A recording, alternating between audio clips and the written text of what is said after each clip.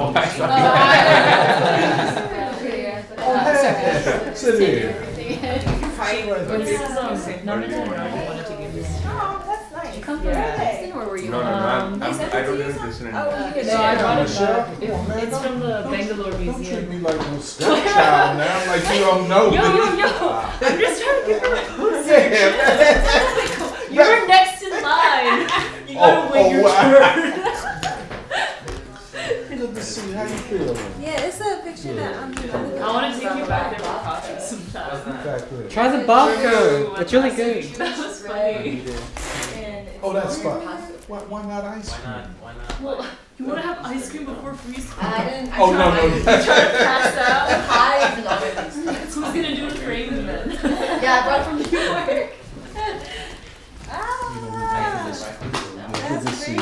Michelle, how you feel? I'm I good. hadn't heard from you. I was thinking of Oh, I know. I'm sorry. Did you just, get it? I've just been incognito. That's you know? okay. That's cool. That's cool. No. No, I've been good. I've just been chilling. Is that the whole thing? No man. Oh, you got winning. I got ball. Yo, G. Well, I think the parents, some people say. So what position do you hold in the Congress party? Someone asked me. He was the chairman. Yeah, that's what I thought. Yeah. He was the chairman of the party. And Yeah, we should still catch up sometime. Are you you're in Germantown? Yes. How's everything been? Things are going well. Yeah, I mean, work's been Everything's over straight. I actually have multiple left, but I'm bringing some to the bathroom. Well, in the meantime, it sounds like you're gonna. Things have been developing a bit. My wife applied to a variety of schools and then she got into my wife applied to a bunch of schools in the Northeast and she got into all but one of them. She got great scholarships. That's awesome. So, I mean, she's still sort of on the fence of staying and going to temple or going. Western Mass. I feel like Western, I haven't been there, but I feel like it's a spiritual cradle of actors and such. Well, it's not really. I mean, the voice is from Western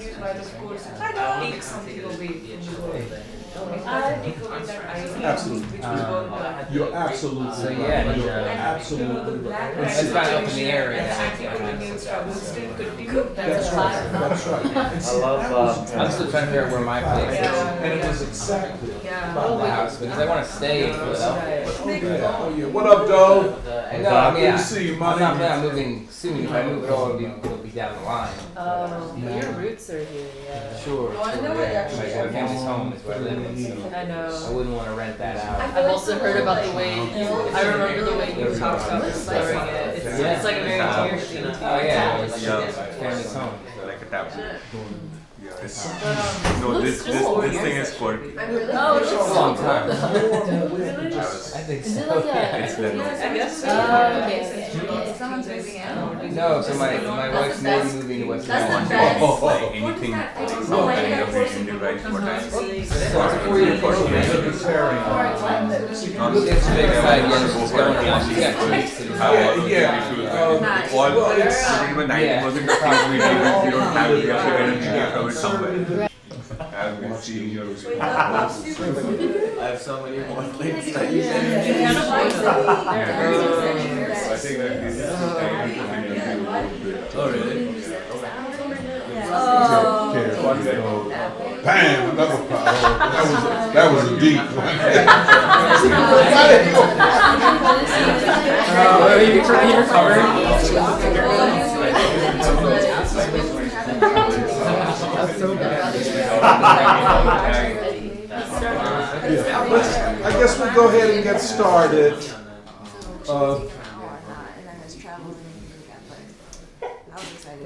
But we would just have to make a program. China's Vice Foreign Minister.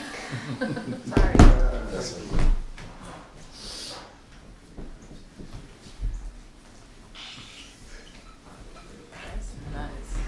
Okay, good morning, everybody. We're going to go ahead and get started. We have a lot to do today. Alice, Sophie, and Nate and myself are going to report back on a Good Friday service that we attended yesterday. And there then we're going to say a few things, I think Jeremiah and myself, a few things about the crisis in the Ukraine. We won't just focus on it, but we have to say something. And then we're going to finally try to get through the introduction to the science of logic. And although I think we've been, in practical terms in our discussions, applying many of the tenets of the science of logic. So we'll see. But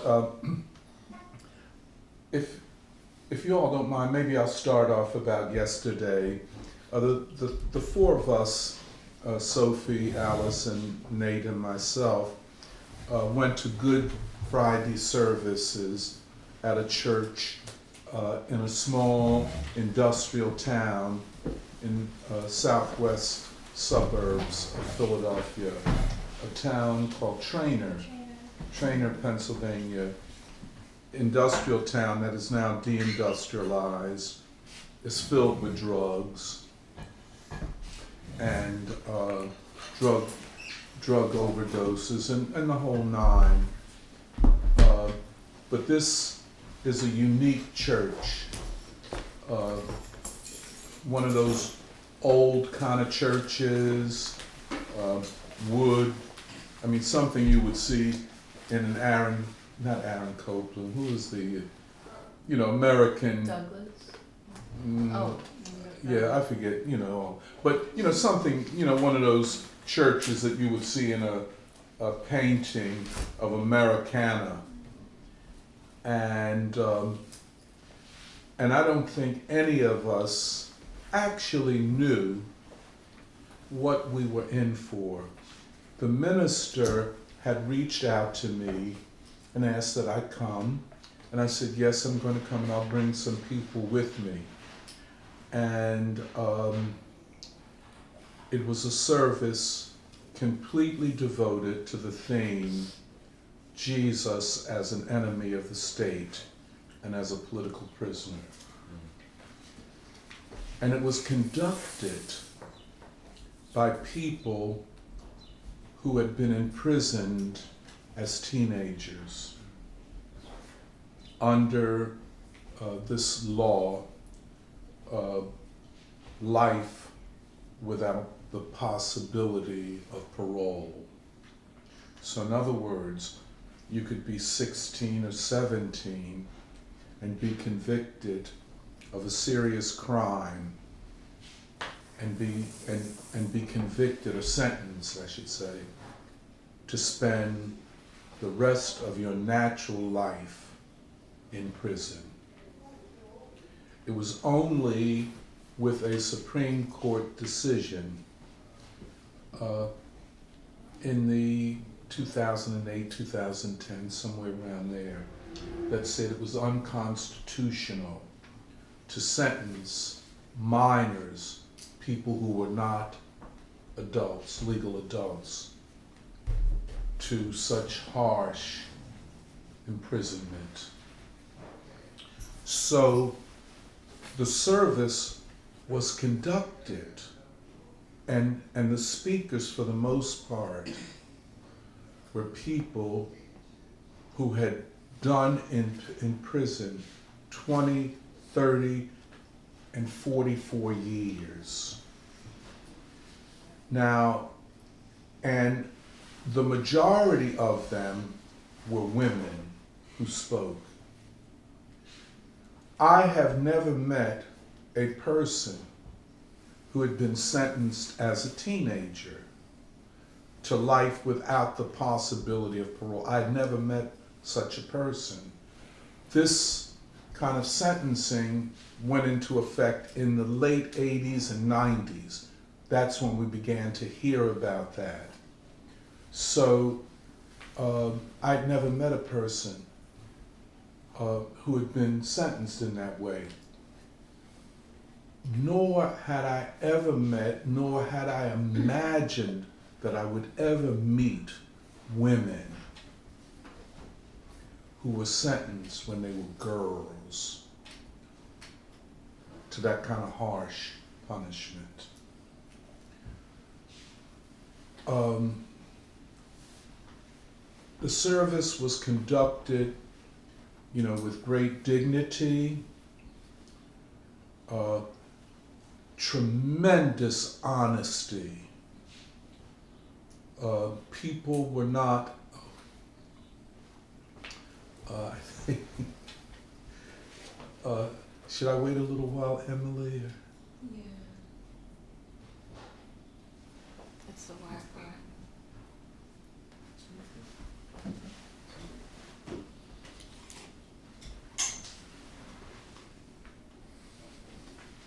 Oh, there we are.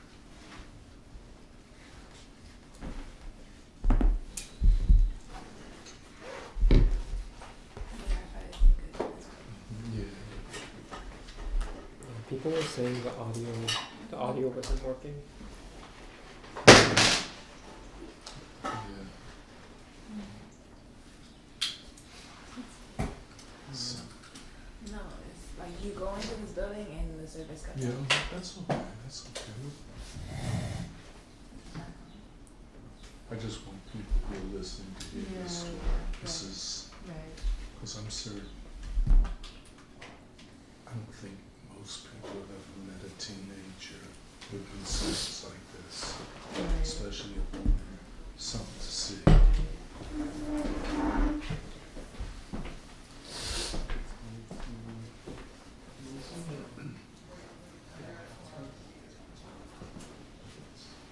I think that's true. And so you hear them talk in their own Yeah. This reminds me of the guys with Albert Wood Fox. Yeah. It's kind of like to I see think it's your women. phone. That's a whole other thing. For society, we believe society should protect girls and women. So, I'll tell you all of them abused as children, sexually. I'm telling you. No, I'm telling you, you got to do anything with your phone. You got 3 cameras over. We're still trying to, deconstruct ours. We use my work phone, that's what my work phone is doing. You work on Ryan?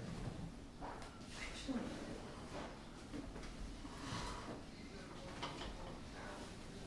See, I don't think anywhere in the world this kind of shit exists. Even in countries that have a wide use of death penalty, nothing like this.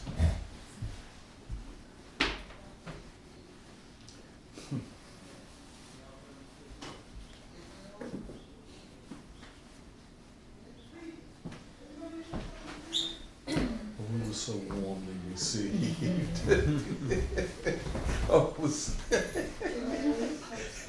When I introduced her, I said, "This is Sophie from Mississippi." yeah. So when you say Mississippi to black folk, oh my God, how did you escape? That's really funny. Yeah, all the time. When she told me she was from Mississippi, I said, "What?"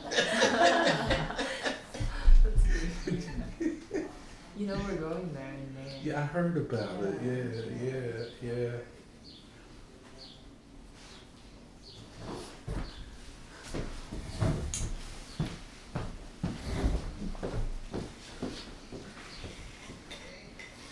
Hey, Doug, I was listening to the dramatics last night. Oh, yeah? And I was thinking about you. I put it today. There's a thing called Unsung, where they have documentaries of different R&B groups and so on YouTube. There's an Unsung on the dramatics, I'll check them out. and yeah, you find it interesting. A lot of tragedy in there. That was nice.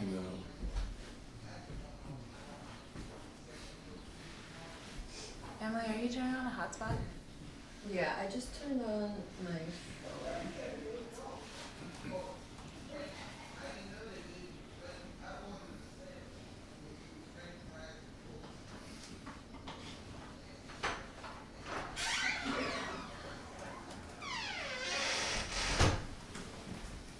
One theme was the theme of betrayal. And, she's a counselor, she helps people when they're getting out of prison and stuff. But she said, I'm not healed. She said, I have my own mental issues. I can imagine. Oh, come on.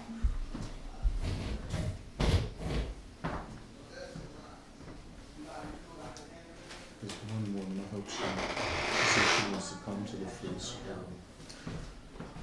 She did a long prison term.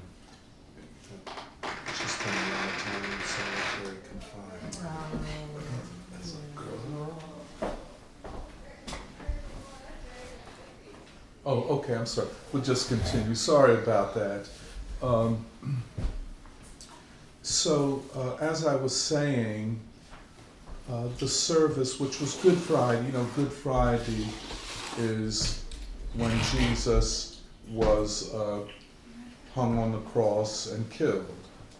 And Easter is when he rose again. That's the Christian narrative. So in a lot of ways, Good Friday as a religious holiday is as important as Easter. And it is usually symbolic of suffering. So this Good Friday service was about that. And so we didn't know what it was going to be. But all of these women were conducting the service. But all of them had been imprisoned as teenagers to life without the possibility of parole. And none of them were trying to act like oh no, we don't want to talk about that. They were all, I can't recall a church or religious service that I have attended, certainly not recently, where people were so honest. And as I was saying, I don't know anyone, I've never met a person who was sentenced to life without the possibility of parole as a minor, as a teen. I never met such a person. And I never met, nor had I imagined women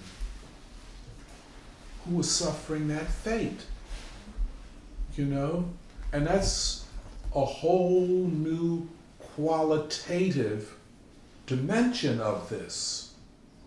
Because society generally looks upon itself as protecting women and girls. You understand what I'm saying? Now, of course, people have controversy about that these days in seminars at elite universities on gender studies. But, generally societies do not treat girls and women with the same harshness that they treat boys and men. Maybe they shouldn't treat anybody with that, but certainly not women. And we met and heard, and as Alice put it, we were witnesses to the suffering of these women. And one woman spoke. She'd done 44 years in prison. A man spoke. He had done close to 38, 40 years in prison. You're talking about punishment that is inhuman. Yeah. And one of the themes that kept coming up is that, for instance, one woman, and if you saw these women, they looked so beautiful, you you wouldn't think that they had suffered what they had. And one woman, she said she was a kind of a heavy-set woman, dark skin, beautiful skin, and she is a counselor for women in prison, women getting out of prison. She's a motivational speaker. However, when she spoke, what was it, betrayal or abandonment?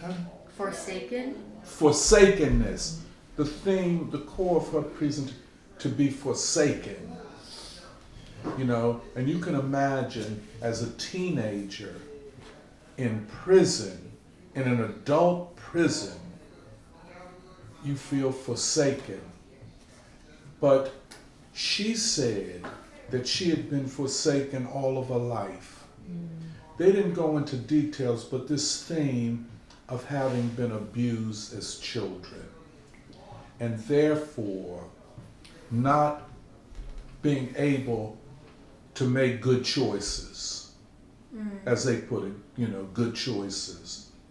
And so you got involved, you've been brutalized from childhood, so brutality is not something alien to you. So you treat people the way you were treated. Yeah. And she spoke about that. And they spoke about families, and I'm just using my language, where there was not love. See, and that vulnerability of a girl to older people, we don't, if you ain't experienced it, you don't know what it is. And I don't think any of us really knows what it is. But she spoke, another woman, I think her name is Dawn, and she doesn't live far from here. I told her about the free school. I hope she contacts me, because I'd love for her to come. The woman looked absolutely fantastic, beautiful. And she spoke beautifully. Everybody was dressed very nicely, not everybody. One guy wasn't. And I suggested he needs the Fruit of Islam training. But the women were, mostly beautifully dressed. I hope nobody takes this the wrong way. It was obvious that certain of the women had become more masculine as a result of the prison experience.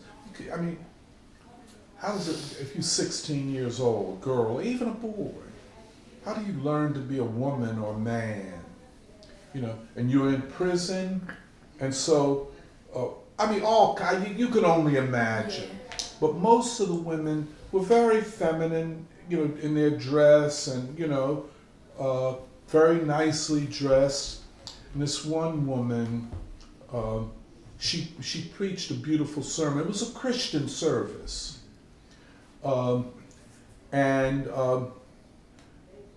They spoke about the fact that they were victims of an oppressive system.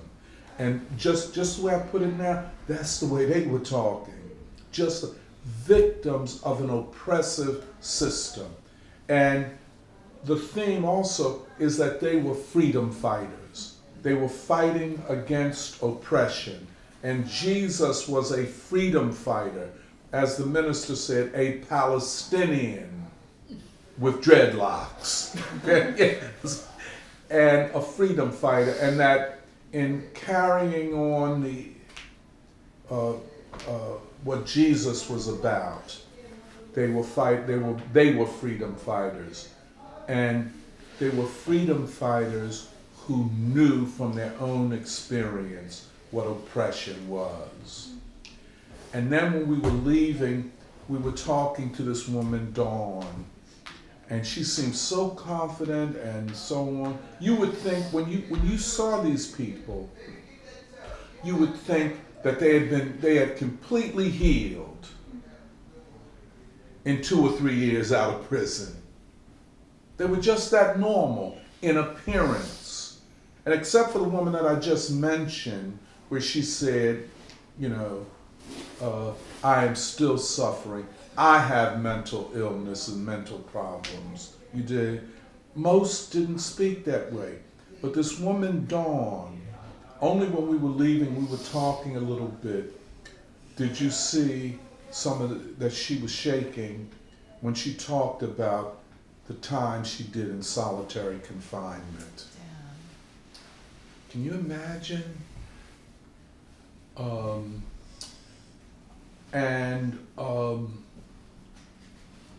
So it was an experience that I had never had. And I could say that it brought us, the four of us, closer to an understanding of this system and what it is capable of, the brutality that it is capable of. But then one cannot separate this from racism. Yeah. And they made it clear that if we were not black, we would not have been treated this way. You see what I'm saying?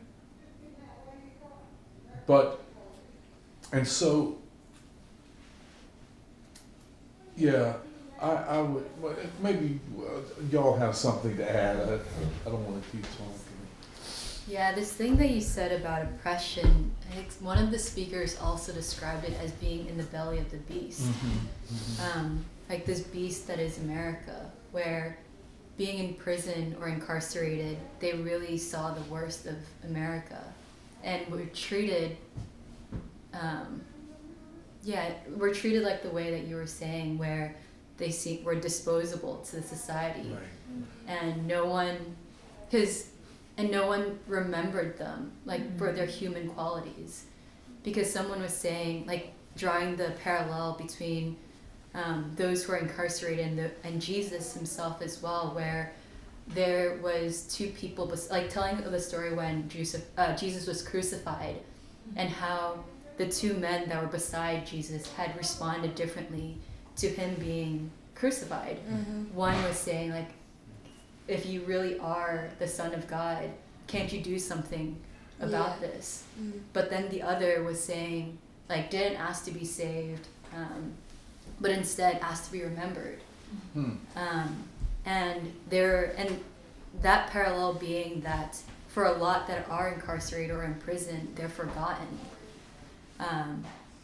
But at the same time, many of the individuals that were there spoke about, like, the links that kept them alive throughout the years, whether it was the church or others that had visited them throughout the years. And so it definitely was a humbling experience, like, even not just Doc, but for myself. Like, I had never expected to meet someone to have gone through that experience, and to be so honest about it. And I think that was a very unique experience as well, because we talked about, the four of us afterwards talked about how it's not something that is like the run-of-the-mill church that would have this sort of event. It definitely was a very, like, conscious group that were speaking to us and sharing this. And it reminded us of King and how he had preached to the various churches in saying that the role of the church is not just spiritual, but also addressing the material conditions of people. And that it can't just stay a social organization. And this church, the pastor also spoke to that as well, where, you know, it's not just about people gathering and speaking about the spiritual, but actually it's also a liberatory event. And I think lastly, like, the other thing that stood out was also the strength and optimism of these people as well. Because I don't think any of us, or at least I couldn't really imagine what it would be like to go through an experience like that. And I think many people do end up extremely broken down by such a cruel system. But it was surprising because everyone who spoke seemed so strong and optimistic, and also giving in the sense of, you know, recognizing the mistakes that they had made and the people that they had seen in prison, but also knowing that they've come out through the system, and even though they have been affected, wanting to help those that have been are still incarcerated. And that's why you see like the mentors that spoke as well, and the effort that they're putting to build a life for themselves, but also the people around them. I think Pastor Keith also mentioned this, but the church itself has some units attached to it where people who are leaving prison can They stay. got a house, yeah. Yeah. Mhm. I don't have a lot to add, just echoing what you both have said, how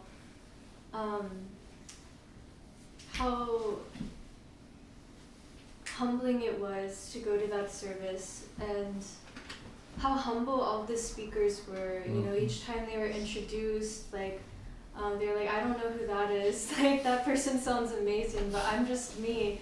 And like Alice said, like the strength and optimism that they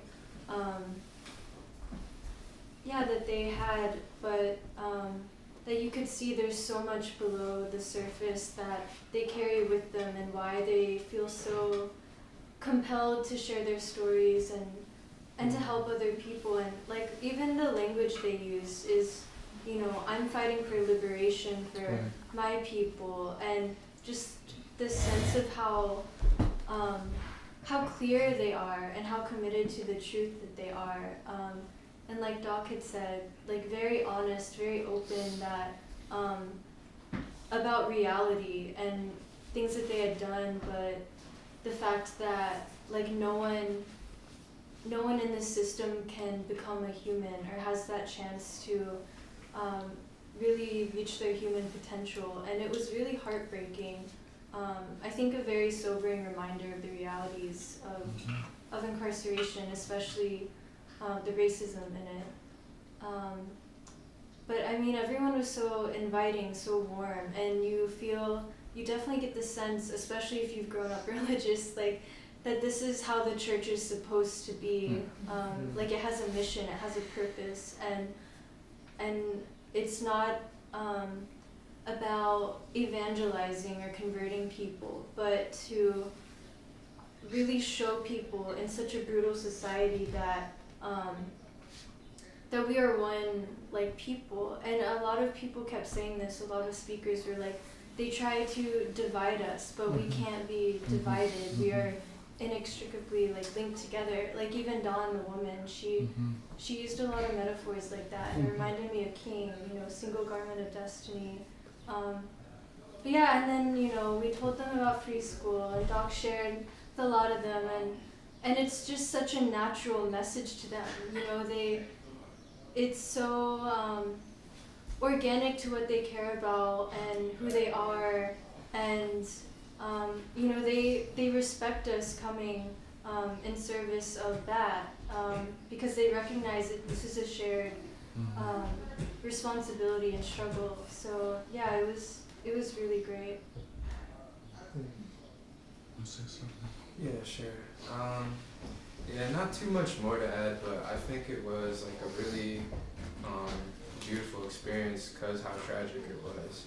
You know, I think. Hello. No more room? No, it's right here. Right here. Oh, okay. There's a chair here as well. There's a chair here too. Many chairs. Thank you. Good morning. Oh, good morning. How you doing? Good. You've been here 100 years. Yeah. Go ahead, Nate. Yeah, and just that like these were, like they said, a forsaken people, but that they were able to redeem themselves, you know, not through society, because you know, it was society that put them there, and the ruling class that put them there, but redeem themselves because after getting out they dedicated their life to, you know, justice. You know, it was really beautiful, and I feel like if anybody were to like meet these people, I think that like easily could be forgiven, you know, easily, you know, accept them back. But in a lot of ways, I think that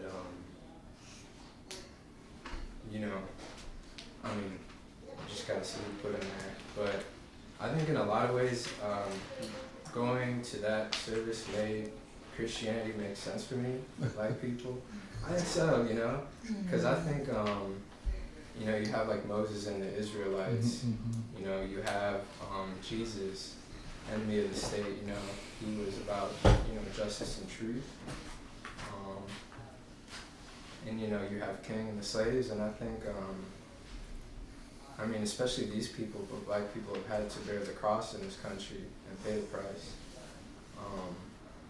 You know, and beautiful things came out of that, but you can't ignore the racism out of that. You know, you have and the trauma, the suffering. That's.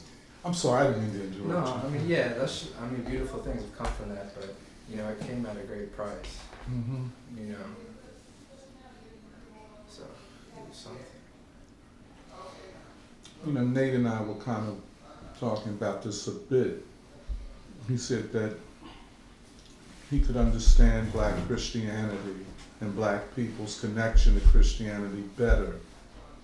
And I was saying to him, yes, I can hear you, but I don't quite understand everything. I mean, it's such a complex thing, you know, and I mean, this church is so unique. That ministry is so unique. You know, we have a problem with Christianity in this country, black Christianity, which too often tries to cover up rather than to brutally expose. But this was a church with a really liberatory ministry, I should say, very much like a Martin Luther King. Real Christianity. Yeah, real Christianity. I don't know, maybe somebody has some questions or comments they would like to make. Well, I'm just coming in on the conversation, you know, and it's interesting, you know, talking about the church and Christianity. And a friend of mine, he's, well, I'm a musician and he's one of my musician friends who is into the Hebrew Israelite thing. And we go round and round on that. But when you go back into the history, it's really interesting because it brings out a lot of history, especially, you know, Let me just run one thing so you know what we're talking about.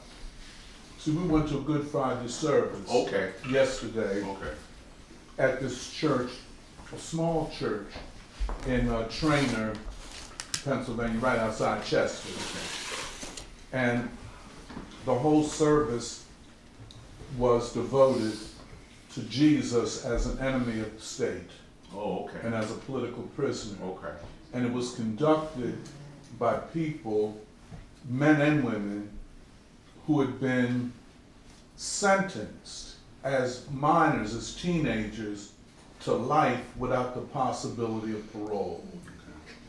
And all of these people, and a large number of women, who had done up to 44 years in prison. You understand what I'm saying? Yeah. So that's what we're talking. We're not just talking about Christianity. Yeah. And so anybody got any questions about, you know, that the service or going forward?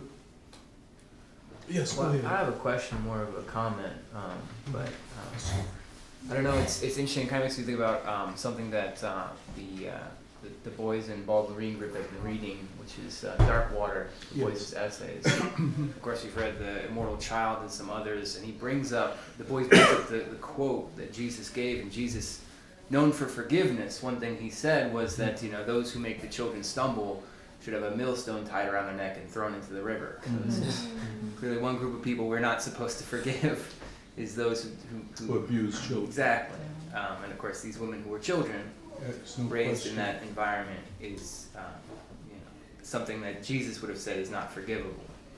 But I don't know, I was also talking to a coworker of mine, Enrique, is from Mexico, and he was confused. We were working on Good Friday, because we don't have off for Good Friday. And he was confused. I thought America was a Catholic country. Yeah, there's a lot of Catholics, but I don't know, it speaks in a way to the distance that much of the religious teachings have taken from, from how we actually, how society actually functions.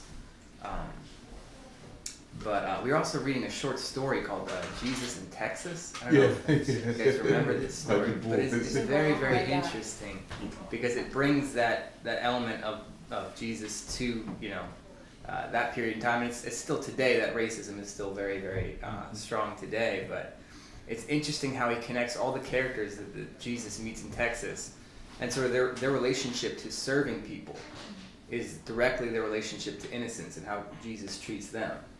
And it's just, I don't know, how these women have been treated and how they've been,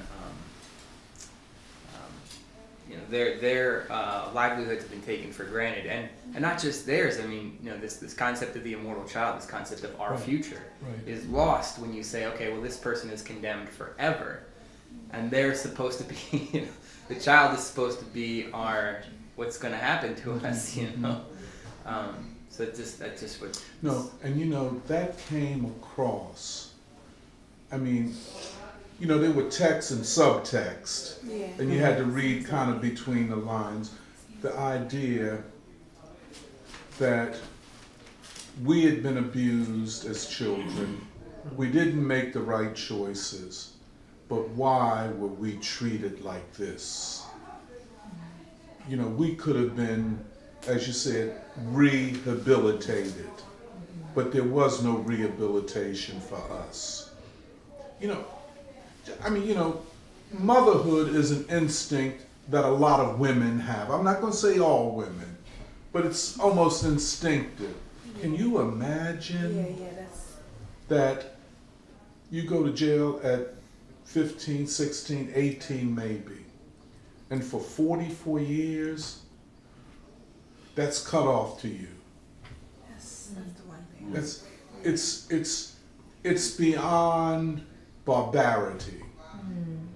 And once again, and I think, a lot of the nations and people around the world who criticize the United States for going around the world trying to bully other nations about you're not democratic and we're the democracy of the world.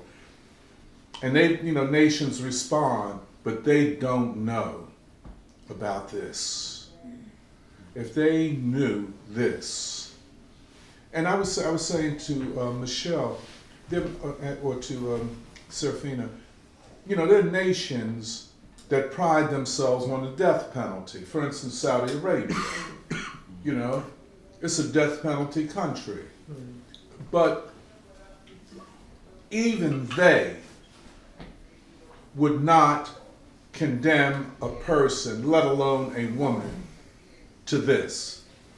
You see, I imagine that just think about it. A teenager locked up for the rest of her life, her natural life. Suicidal ideas. What life do I have? So in other words, the state is going to kill me day by day by day. And it knows that it's doing it. It was something to see and something to witness and to hear these honest stories and people telling their stories, telling their truths.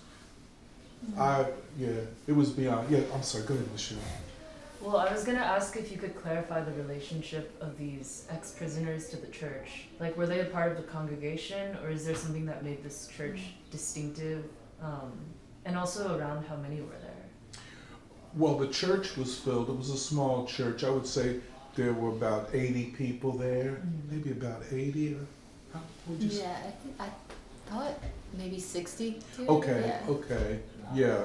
But it was a small church and small structure. But see, there's this movement of people who have been incarcerated, and they're fighting against this thing of Death by Death- incarceration. Death by incarceration. death by incarceration. So that's a part of it. And to what extent these people were also members of this church, I'm not certain, but it's clear that this church is involved with people who've been incarcerated from teenagers, you know what I'm saying? And that Keith Collins and his wife are involved in this. In fact, they have a house. They bought a house on the block where people who are coming out can stay, in their first months and out of prison. Well, we should definitely keep in touch with them. There's no two ways about it. There is no two ways about it. I mean, it is just like Nathan said. It is what Christianity is supposed to be. It's not a lot of just celebration and singing. And that's all good, but this is getting at the essence of an oppressive regime. And I think we have to keep it in our minds every time we hear of Biden or any of these people talk about democracy and authoritarianism and all that, what they have done to people. And see, these laws, a lot of these laws, they're signed off by Joe Biden back in his day.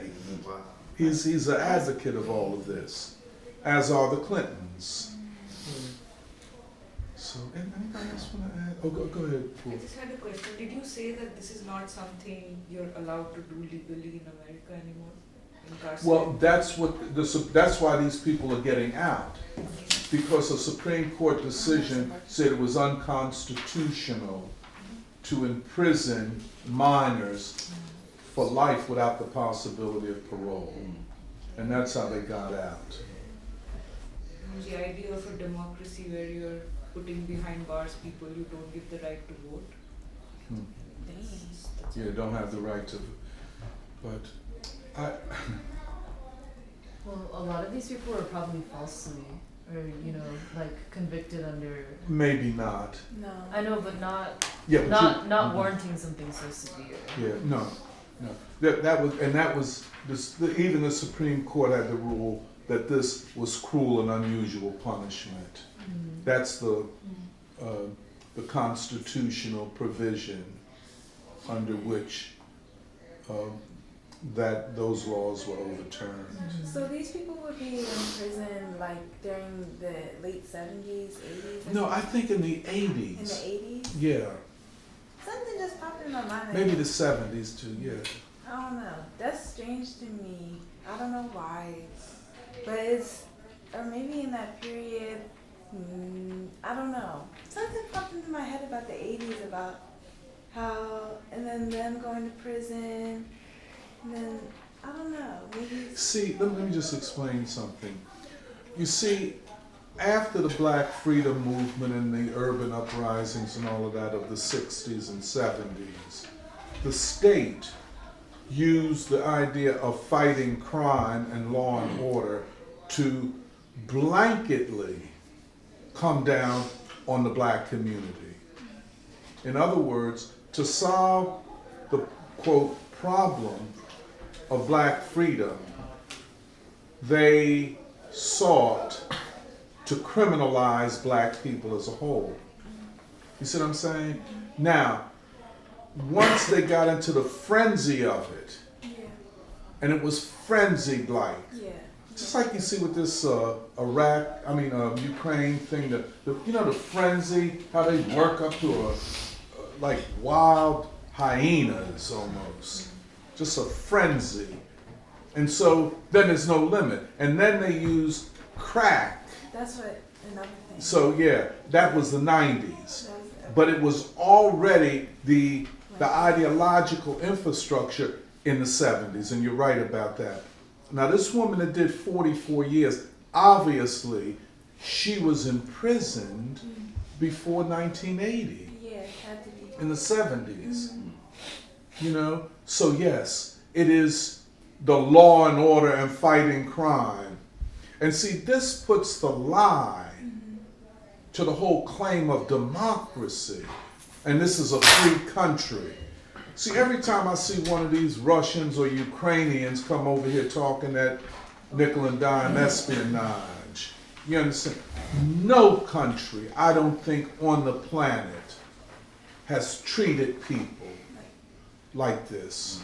And another comment on the fact that you could be in prison at that young of an age Right. and then come out now. Like there's just a lot of people coming out of prison. That's right. That's right. And I noticed that.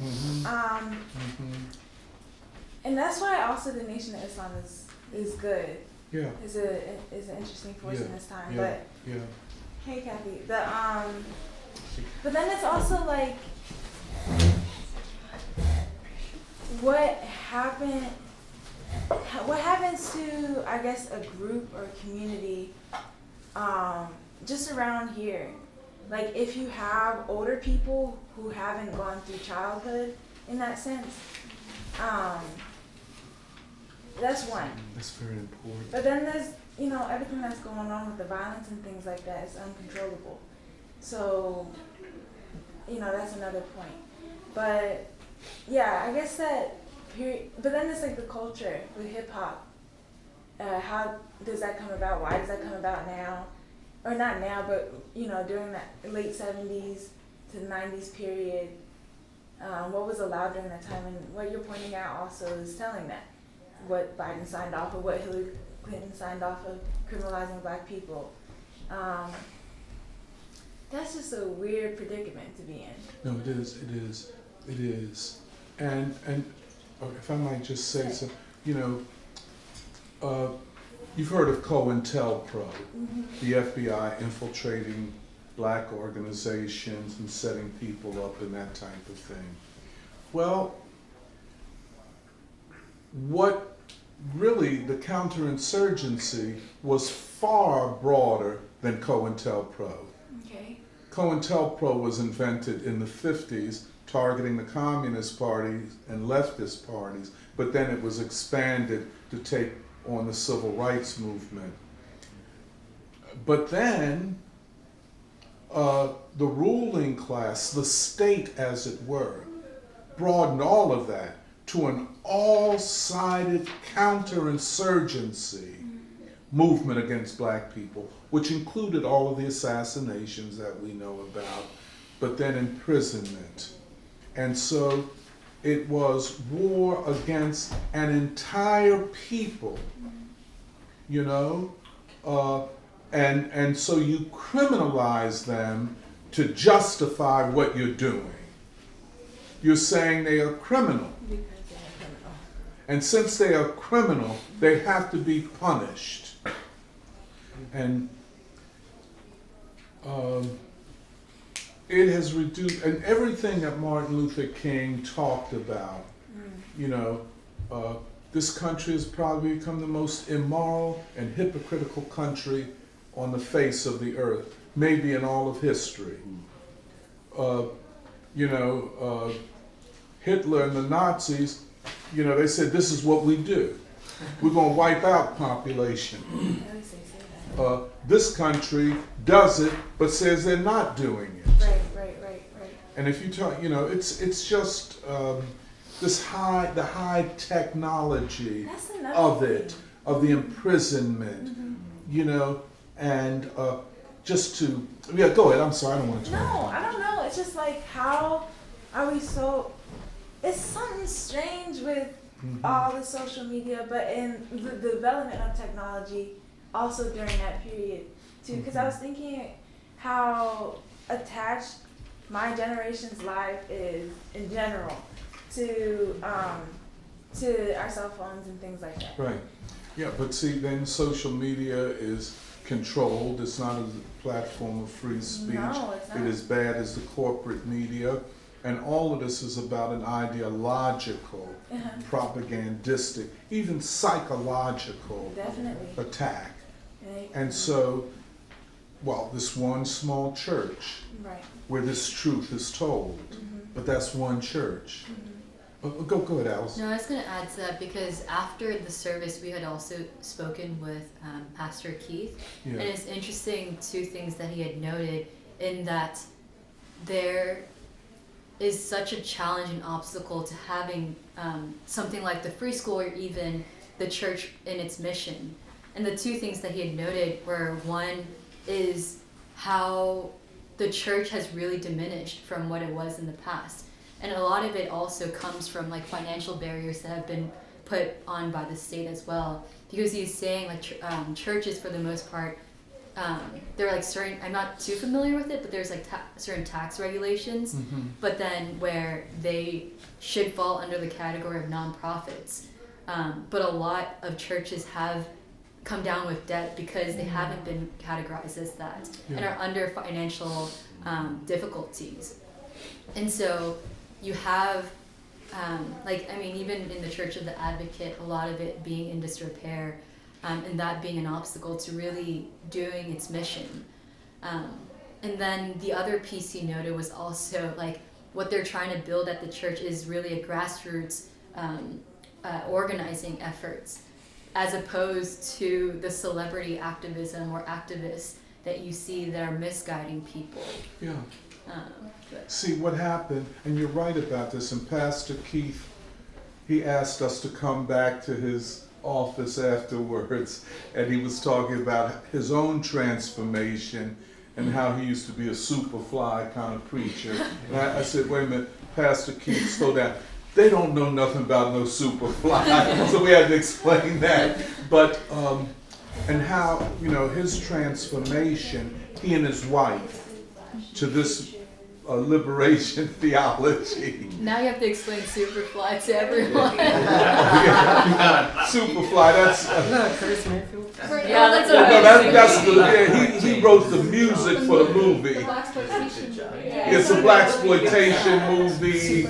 It's kind of in the 70s. It was Hollywood's answer to the demand that we have films that reflected our struggle. So they give us blaxploitation films of gangsters and pimps and hustlers and hoes and with these hats and all of this kind of outlandish, like Superfly was known for having a white fur coat and all that, and driving a Cadillac and selling dope and everything.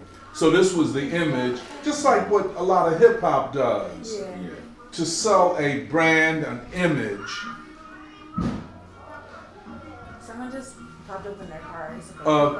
Selling an image to us of ourselves that's really not us. But yet people take, it's like life imitating, quote, art, or life imitating propaganda. So he talked about how he went through that, and these mega churches, and that's big church. So where churches, especially Protestant churches, used to be in communities, and the Protestant church, Baptist church, let's say Baptist churches, the Baptist church, each church is its own entity. You know what I'm saying? So. You live or die based upon how powerful your message is or how good your singing is in the church. But all of that in the 80s and 90s was undermined by these big mega churches. And with all of these so-called charismatic preachers who also had the Superfly or gangsters, and everything was about the money. So, that's go ahead, Jeremy. Well, I think the theme of being forsaken. I don't know if they touched on this in the presentations, but on like when Jesus was on the cross, like the last words he spoke were, my God, why have you forsaken me?" Oh wow. And What is that? What is that? like he's basically saying like why, like he's calling out to God, who is like his father, like Yeah. why have you forsaken me on this cross? Like why have you turned away from me? Oh, okay. And Please don't come back. well, yeah, I mean, I think what you all are describing, it gives so much more weight to it, where it's not just about like Jesus as like the God figure or Christ figure, but that really, even within the social context of the times, Yeah. Jesus was basically hated by the time that he was put up on the cross. And I think the first time that I ever got a sense of like that aspect or that sort of view of Christianity, but also of Jesus, was reading Howard Thurman's Jesus and the Disinherited, where he talks about Jesus in the context of a liberation struggle against the Roman Empire, and how he also had to navigate that as well. And yeah, I don't know, it reminds me of like Nathan was describing to us a little bit on the way here about the visit, but it reminded us a lot of Brother Gregory's presentation at the event as well, and what it means to, like be a young person and to become, as Brother Gregory said, I think like a victim of the streets and also a victim of the system, in which like, you're not given a chance to make the right choices, and you get lured into making bad choices, and then you get put into the system which never allows for any kind of redemption for the person who's like the young person who's made those choices. And just how like the way he described it so passionately, like at the Korea Vietnam event, it gives so much more weight, I think, to like what can religion be in the hands of the oppressed or those who have been forsaken by society. And we have a few Facebook comments as well, but I don't know. Oh yeah, go ahead, please. Daniel Lee Eisenberg Jacobs has a nice comment where he says, "Religion continues to show me the potential for the human spirit. However nerdy I might get about Kant, it is really spiritual activity that continues to amaze me. Prison is one of the worst brutalities in modern society, itself the real crime. But hearing this account does give me hope that people can still overcome this horror." And then he gives a long quote from Frederick Engels about where he called Christianity a revolutionary party. I'm not going to read the whole thing, and he also said we don't have to, but I mean, if people want to look at like, I don't know, Danny's comments later, it is interesting, like how was this group of people called Christians, how were they viewed in the context of like the Roman Empire? Why were they seen as basically insurgents, stuff like that? Can I just say one thing? You know, there are many churches in Philadelphia that would not welcome those people into their congregation. They are viewed as tainted, even as dirty. You understand? So every church would not, with the name Christian, would not welcome them. Most would not, would hope. Yeah, and then Zayu also comments with, I think, a comment about the prison system and the state, where he says, "This division seems quote-unquote natural to us, but it costs a prolonged struggle against the old organization according to generations or tribes." And then he quotes Engels. "The second distinguishing feature is the establishment of a public power which no longer directly coincides with the population organizing itself as an armed force.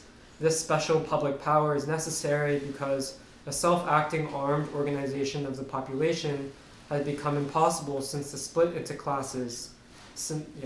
This public power exists in every state. It consists not merely of armed men, but also of material adjuncts, prisons, and institutions of coercion of all kinds, of which gentile clan society knew nothing. Engels elucidates the concept of the power which is called the state, a power which arose from society but places itself above it and alienates itself from more and more from it. What does this power mainly consist of? It consists of special bodies of armed men having prisons, etc. at their command, which I think is from Lenin's books, The State and Revolution. Yeah, actually it's from Engels' book, Okay. The Origin of the Family, Private Property and the State, which is a great book. I recommend it to everybody. But that is a takeoff from Hegel's philosophy of right, which is, quote, philosophy of the regime, but that's of the state. And then we just have one more comment from Bernita Francine, who I think this person was commenting in response to when you were talking about women and how women have been treated in society historically and how they should be. They say that is not true. Go back to the OT. I think that means Old Testament. Women were prisoners in society and in their own home. Yeah, true. I don't disagree with that. Yeah. But in modern bourgeois society, you know, the sense, or at least the bourgeoisie, claim that it was liberating women from the abuses of previous societies, be they feudal, be they slave societies, or whatever. And that is, and I agree with what she said. I was just, and I'm sorry I didn't make myself clearer, but bourgeois society, American liberal ideology, claims to protect women. Now with modern day feminism, women say we want opportunity more than we want protection. But I think, given the brutality of modern capitalist society, to fight that girls be protected, especially those of the working class and poor, who are the most vulnerable. You see, that's the point I was, and to look at this treatment of these women who were girls when they were sentenced in this way, and just I could never have got it in my head. I'm still to see a woman standing right in front of us who had done 44 years in prison and was sentenced when she was a teenager. There's no way, given our experiences or normal life, to even begin to grasp what that is. I mean, we would, that's why Alice talked about a witness. We were witnesses to something that we didn't know about. That's yeah. I look at it like it's a weapon almost against people of who are opposed to whoever the powers that be, and it's been used as a weapon. There's no question. And see, that's what you're absolutely right, and that's what those women were saying. You were not just doing this to me, you were doing this to all black folk. You understand? And they were clear about that. They were very, very clear. We were at the tip of the spear of this, but we were not singular in this. That's what was also very extraordinary, And Oh, go ahead. Oh, I mean, I could probably wait, I guess, until we start talking about international. But I mean, one thing that presumably these women were convicted of some kind of violent offense. Yeah, probably murder. And I mean, it just made me think. I mean, I was looking through headlines in the news, and CNN had this report about how brave the Ukrainian children are because they have children militias now, and how wonderful and heroic it is. Are you serious? But this, Just the two-facedness of the the situation. two-faced, and once you experience, you witness what we did, you don't want to hear any of this propaganda from these people. Yeah. The reason the Ukrainian lives are so important because it's white life. Right. Why the lives of these? Go ahead, I'm It's sorry. not even like the children. You're talking about having children in the battlefield. Like And you're not they're really using caring about the them, life. It's so disingenuous. Yeah. No, it's yeah. But maybe we can I'm go. sorry. No. We can go to Ukraine now a little bit. Just a few things. Just transition. But you gonna say something? Yeah, no, they are. Well, just to what Emil is saying, it's like the undercurrent of this whole Russia-Ukraine thing is that the U.S. government, I think there's a saying, the U.S. government is willing to fight to the last Ukrainian in this conflict. Basically meaning that they're going to prolong this as long as possible until basically every Ukrainian is dead, while still saying like, save Ukrainian lives matter, all that stuff. Yeah. That's crazy. But it's a very sinister and cynical whole thing that's happening right now. Yes, and of course, as you point out, Emil, you can't separate Ukraine from this imprisonment. Yeah. The Ukraine war, which is Biden's war, which is a war. I guess it seems so counterfactual. Well, people say, well, didn't Russia invade Ukraine? Yes, Russia invaded Ukraine, but the Biden administration provoked it. And the provocateur is the guilty party in this instance. Right. You dig what I'm saying? Oh, go ahead. Even before Biden, I mean, they were shelling Russian citizens on the border for But 8 see, years. this war.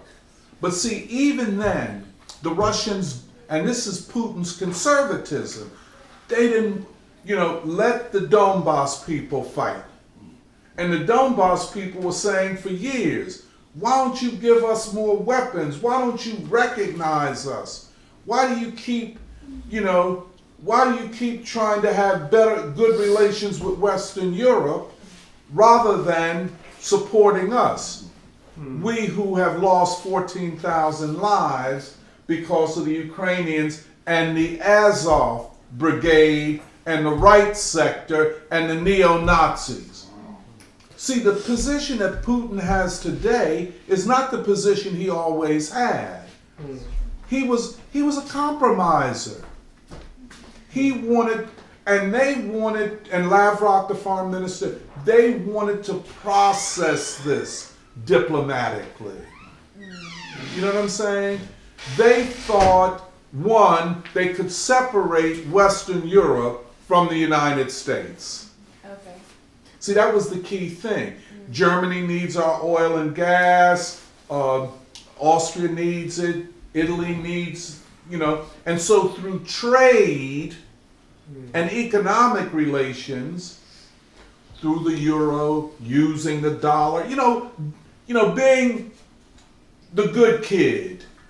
You know what I'm saying? We want to be good global citizens. I'll use it, quote unquote. But then, with the election of Biden, then you get not exactly new, but a continuation of what you had under Obama with Victoria Nuland and that clique, who overturned the Ukrainian government as a part of moving Ukraine towards NATO and moving NATO closer to the borders of Russia. It was existential. It was do or die. I mean, you cannot put it in any other way. They had no choice. Then they try to conduct the war in a just way, a humane way. We don't want to kill citizens. We're not going to try to take Kiev, yada, yada, yada, yada, yada. Oh, but the West is going to arm the Ukrainians to take advantage of my trying to conduct a humane war. Well, I don't kill ordinary people or kill as few as possible. We want to secure the Donbass, the eastern part, and the south. You know, we want to come to an agreement. That's why they don't try to kill this fool, this so-called president, because they want to negotiate a way out of this. But the United States, and that's does not want a negotiated settlement.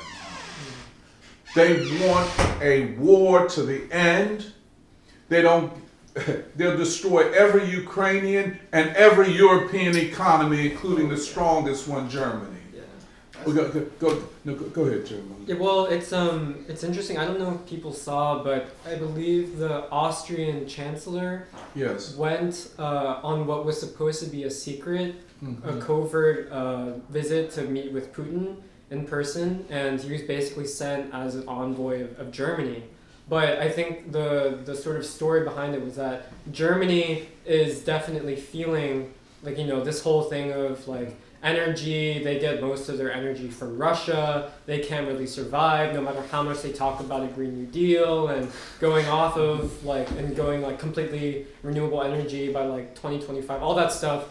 And so basically I think Germany is seeking a way out, but so they have to send the Austrian chancellor to go meet with Putin, but then it was sort of also more because they didn't want the British and the US to know that they were trying to seek a way out, but then it got publicized, and I think Putin also was like he wanted it to be not like a sort of behind the scenes discussion, but he made it more public as well. But yeah, it's interesting because the cracks are really starting to form. You know, they're saying that Europe is more united than ever, when at the same time, like even in France, there's this whole French election happening right now, and it's pretty interesting because one of the leading candidates, Marine Le Pen, has come under fire as basically like a Putin stooge in France, because she's like, I think she's met with Putin before. She's like, I sympathize with where Russia's coming from, although she's had to kind of step back some of those comments because she's basically being, in the same way that Trump was accused of being an agent of Putin. But there also, like right now, there's a lot of controversy around the city of Mariupol, where there's been a lot of news coverage, but there's this like one factory in Mariupol that's like one of two factories that's still held by the Ukrainians, but there's a lot of suspicion that there are French troops there because Macron, like the president of France, Macron, has been trying to like get in touch with Putin, trying to call Putin, but Putin isn't returning his calls. But there's a lot of suspicion that something involving like the French is hidden in this factory, which is. But all of this is basically showing like, Europe is headed in a really dark path. That's right. But I think the key thing here is this is a war between Russia and the United States. And I would say to us, as a nation, we are at war. And this, we have to be very politically strong at this time. We are a nation. No nation commits itself to this level of propaganda and shut down of free speech and disinformation unless it is at war. And the United States is prepared and is already has it in place to expand this war to Asia, particularly China. Now, we're in the midst of mad men and women who are running the government of this country. this is what the situation is. And it's a sobering time. It really is. I know all of us wish to get about our lives, and we got day to day, but we cannot for 1 minute think that the United States is not at war with Russia. It is at war. It is using a proxy army to conduct the war. The stakes are high. The stakes are very, very high.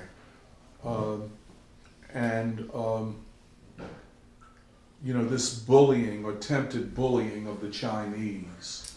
I mean, how in this world, what people would ever think of bullying a nation of 1.4 billion people, the second largest economy in the world? Of people who have said, a leadership that has said over and over, we're not going to be bullied. We're not going to be bullied. And if you push us too far, we will, step up our project of bringing Taiwan back to where it belongs. Yeah. And then, of course, the bullying of India, who had, Modi is something like Putin. They want to, play along, manage the relationship, trade and economics. Both countries have economic things that have to take place and development. But then the United States, you're going to take the sovereign wealth of a nation, its central, in other words, nations like Russia, they're the sovereign, you mean the state banks holdings. That's what they mean, sovereign. Sovereign means the state. So nations that trade with other nations, they have a part of their wealth, their money, in the central banks of the nations they trade with. And in all situations, that is considered off limits. You know what I'm saying? Especially in a situation that is not out and out war. If you take the money that a nation, be that money in rubles or euros or gold or dollars, money that they got from the trade between the nations, keep it in the United States, so when trade, we can pay, you just take it out of our account. You see what I'm saying? When we trade. So it keeps a balance of payments.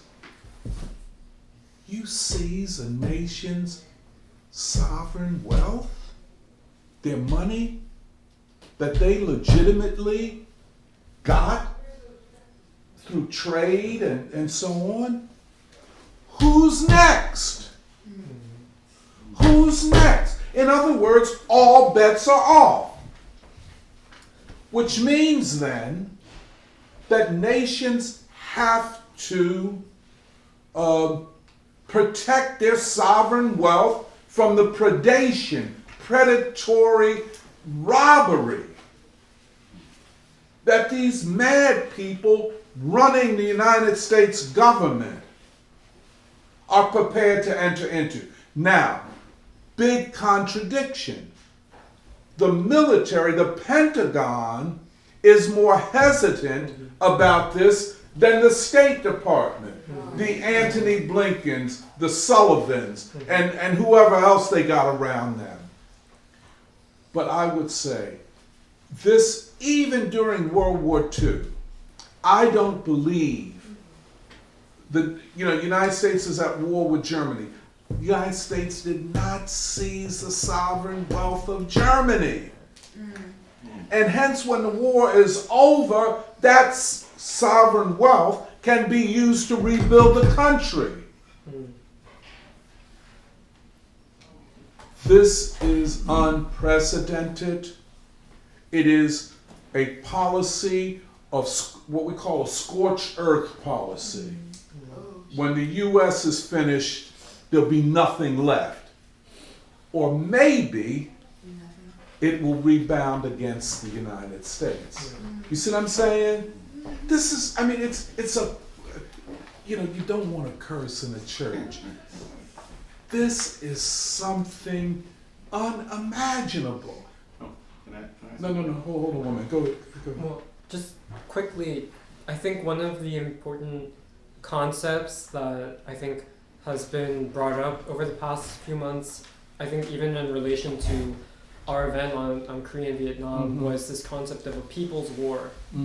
And I think the American government, but also the people in the West, severely underestimate or just don't know that what the U.S. government is doing to Russia in terms of both the proxy military conflict, but also the out and out financial all out onslaught against Russia has not caused divisions amongst the people in Russia, but it's consolidated them. Absolutely. And the people of Russia know that they are engaged in what is essentially a people's war against the Western ruling elite. Really, the United States. Especially, really the United States. And I think that's not a position that I think you really want to put yourself in, knowing the history of Russia and their own history of, you know, defeating the Nazis, all of this stuff. Napoleon. But and you don't. I just think it's insane to spark that kind of, to put yourself into a position where you're in not just a war with the government of Russia, but with the people of Russia. But the U.S. has done this on its own with the sanctions, also with the total, the cancellation of everything Russian. You know, you're not allowed to have Russian music being performed in Western concert halls. Russian literature is now no, all that stuff. And I think there's a really, I think people have seen, there's a really interesting interview with this guy named Sergei Glaznev, who I think has been one of the primary advisors to Putin over the years, but also I think is currently heading the efforts to establish a Eurasian kind of economic system. But he talks about how basically what the U.S. is doing right now is trying to hold back the development of a new global financial system, but especially a world system which revolves around Asia. It's just interesting because he talks about in terms of long-term economic cycles and laws of development and all that stuff. But it seems like the Russians are now, and along with the Chinese, are trying to introduce a new monetary system which is tied to actual the sovereign currencies of each country, but also real actual concrete commodities and resources and all that stuff. And I think the U.S. government and the media are really just trying to prevent the American people from seeing any of this stuff and to not even know what kind of conflict we're engaged in that's being waged. So yeah.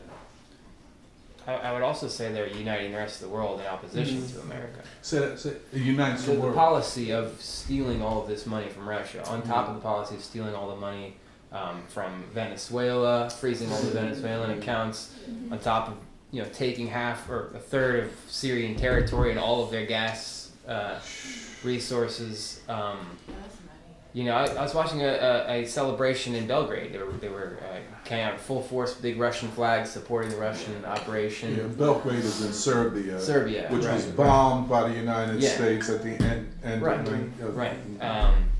So I mean, as well as what's happened in Pakistan with the United States removing the president there, though it seems there's reports that he is being removed through less than legal means, and protests I've seen in Pakistan of people coming together again in opposition of what's going on.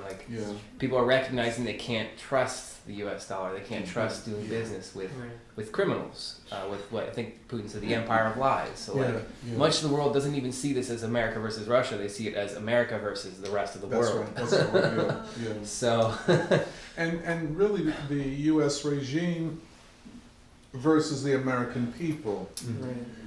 You know, and I'll say this again, you probably agree with me, hold on 1 minute.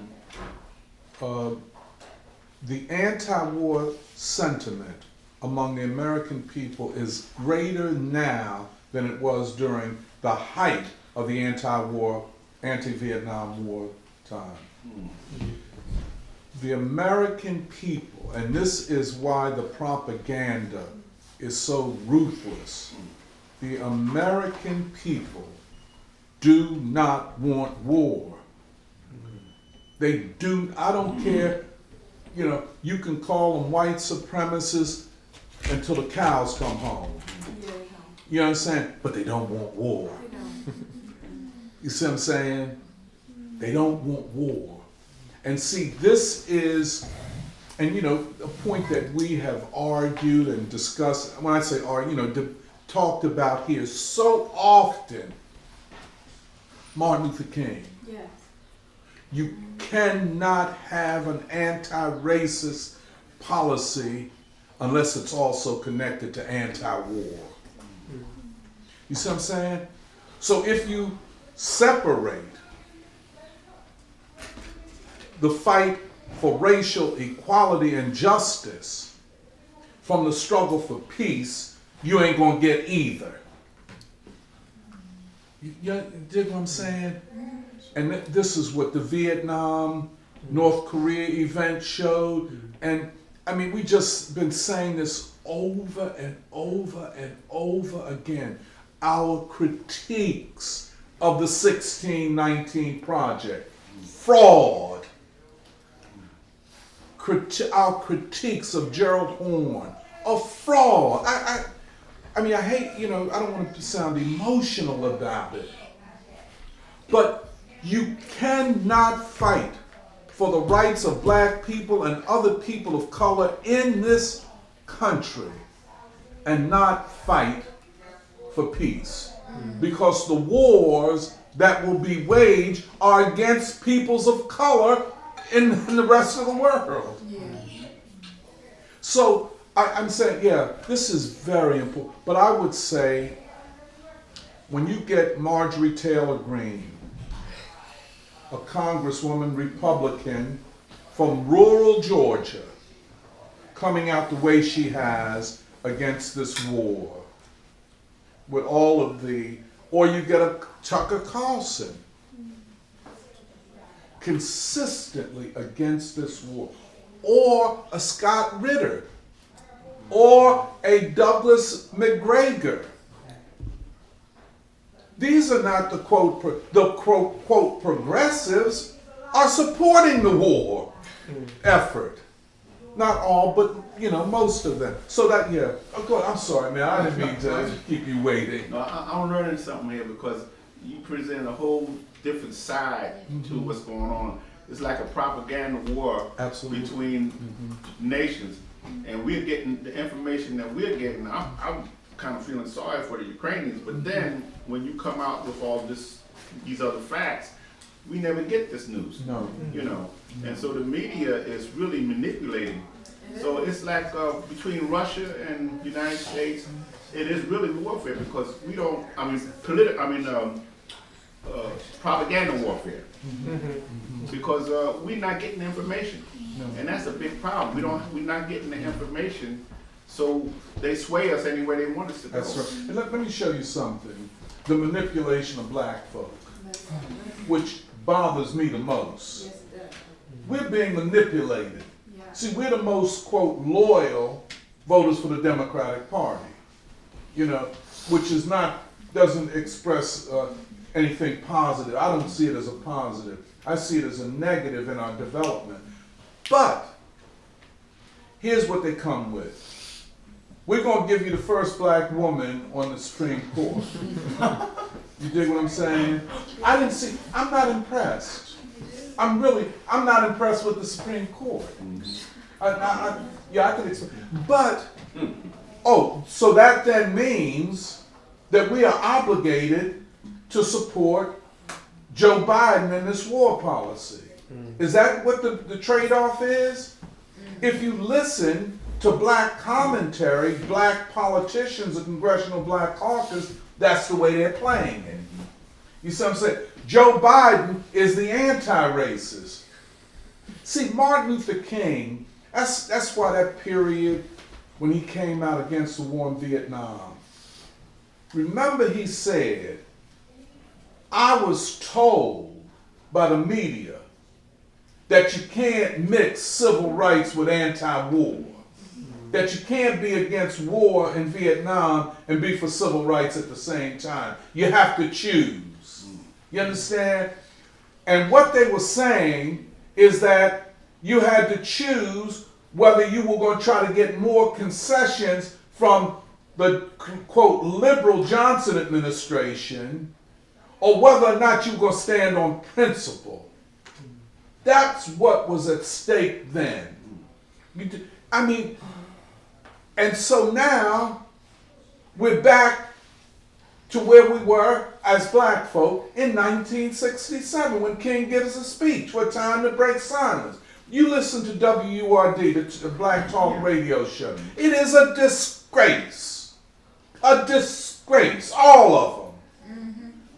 To the memory of King, the civil rights movement, loss, anybody you want to mention.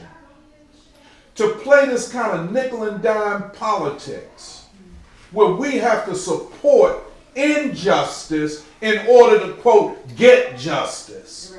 Fuck that, man. It's a terror. And see, this manipulation of blood. And let me just say this. It ain't going to last forever. It's going to break.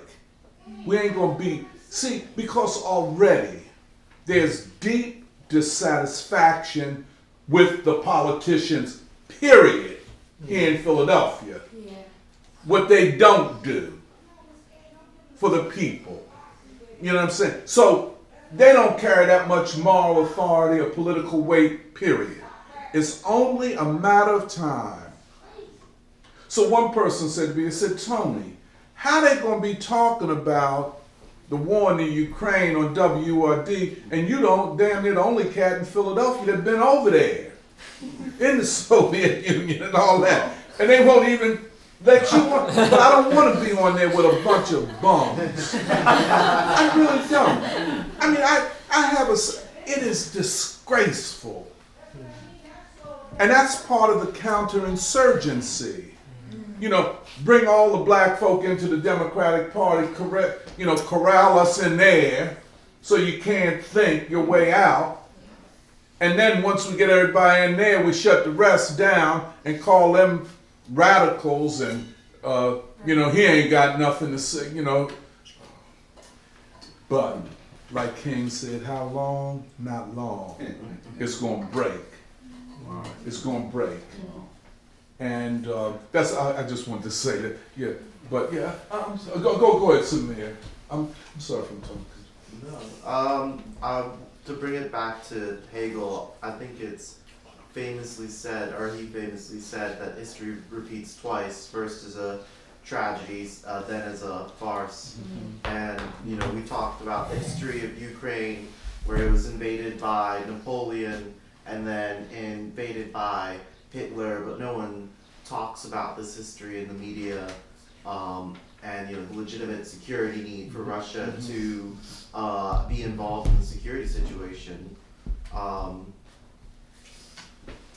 And I think there's a saying that a lot of the media is talking about: the first casualty of war is the truth, and we've been discussing this. Was that Klaus Schwab or is that someone else?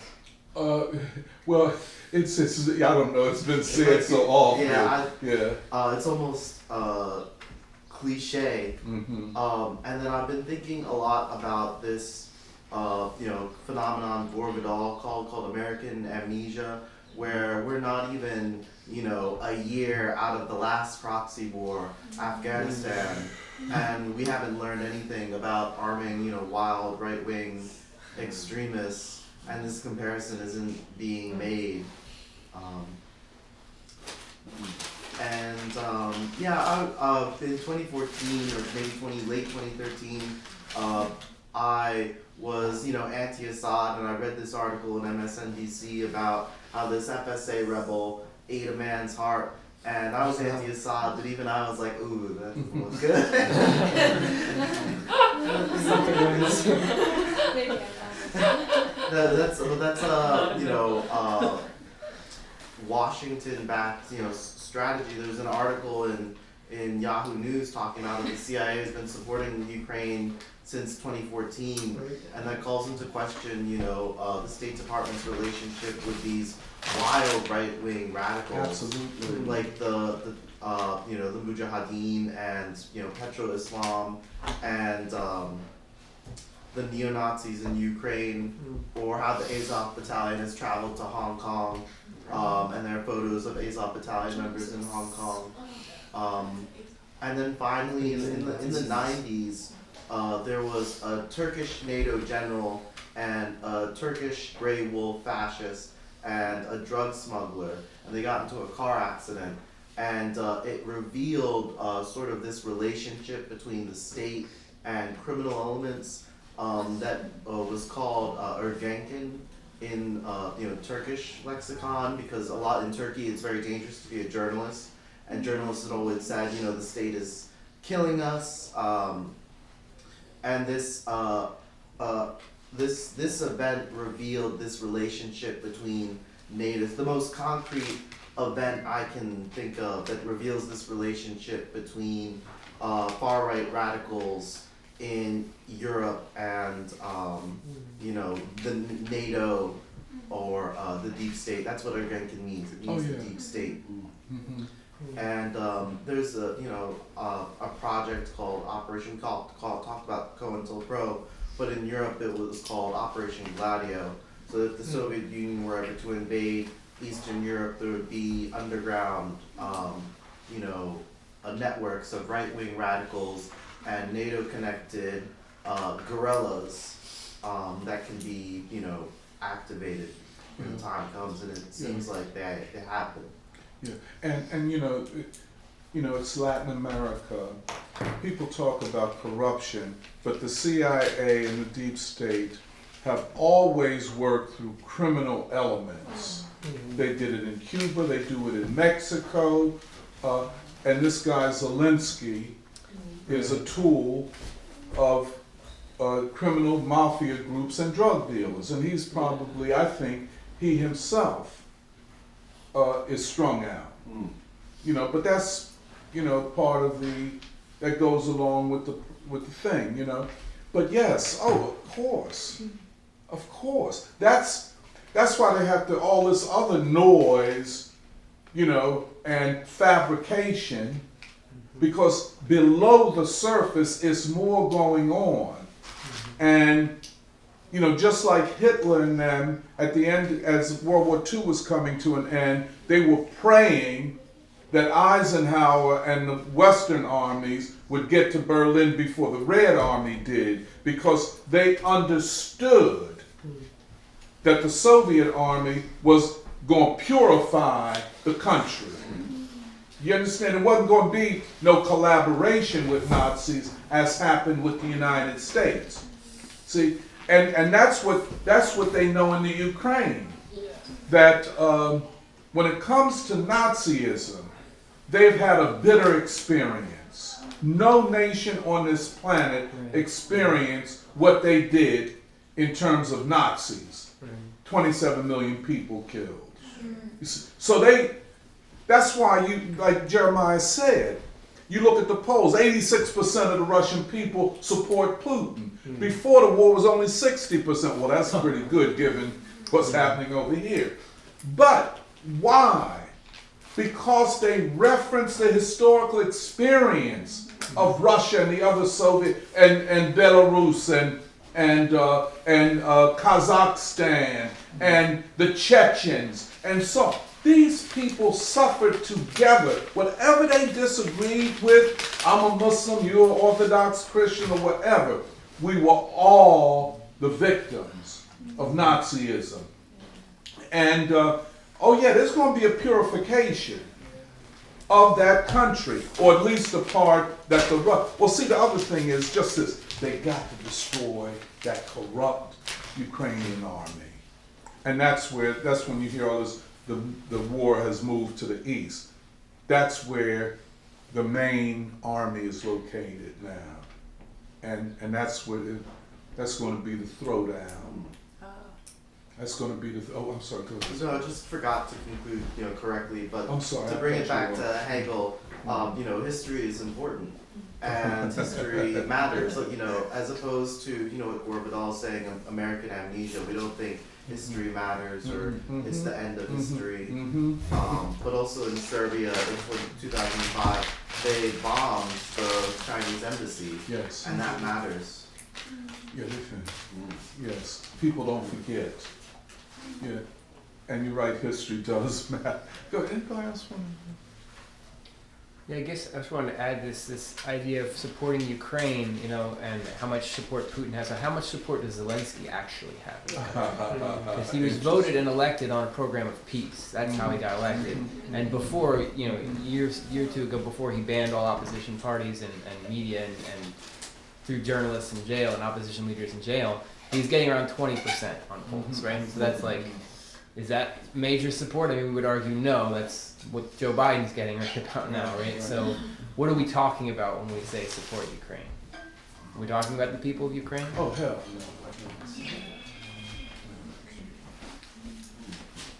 no. Well, I mean, just to that, there was a scandal, I think, in Greece because Zelensky, he's been doing his press tour, and yeah, he had like an interview with like all like the major American news outlets, all that stuff. But he gave a speech, I think, to the Greek parliament. But he had like these two Azov neo-Nazi guys like standing behind him, and he like also they spoke. But the Greeks also were really incensed by that because they have also suffered under the Nazi regime in the past. And yeah, I think there's some speculation that basically Zelensky is even afraid because the Azov guys are supposed to be his like bodyguards, but really it's more like maybe he's their prisoner because he's just like at this point like it's really unclear like actually who's controlling him. Which elements of the Ukrainian like neo-Nazi / criminal elements is he involved with, and how is that connected also to the West? I think all of that will be revealed at some point, but Yeah, and the Russians have to decide to get this over with. They can't drag it out. I mean, all the humanitarian war fighting, they got to end this now. They got to end it. They can't let this fester because the Europeans have shown themselves to be willing accomplice to this, even though it's going to destroy the European economy. It's a moment in history. I think we have to say it is a turning point, perhaps a change of epochs. The 75-year system of that came out of World War II of U.S. and dollar dominance is coming to an end. And we would hope it would go peacefully, but these people don't act like they want to be rational, and this is the great danger. Go ahead, John. You can say something. Well, the only other thing, like even in terms of China, like I don't know if people saw, I think Lindsey Graham visited Taiwan recently, and so I think that's part of why like the Chinese government is coming out very strong against like basically the US arming Taiwan, sending people to Taiwan, basically provoking. But it really is insane because like does the American government think that it can win against both Russia and China at the same time? Like you'd have to be actually like not right in the head to like think that you can do that. And then like one last thing is like the whole controversy around the supposed massacre in Bucha. People in the West don't know, but when there were reports of that massacre came out at first, first of all, it happened after the Russians had left that city, and so that itself is one of like the contradictions in it. But also, the Russians were the ones who called for an emergency investigation by the UN, and it was the British who blocked it because they want to have time to put together, their whole PR campaign, and to also basically because if there was people killed, but like it's essentially a crime scene, and that's what Scott Ritter, who I think is the one who revealed that there were no weapons of mass destruction in Iraq, right? Yeah. That's what he was saying. It's like, yeah, the Russians were the ones who wanted to have as quick of an investigation into this as possible.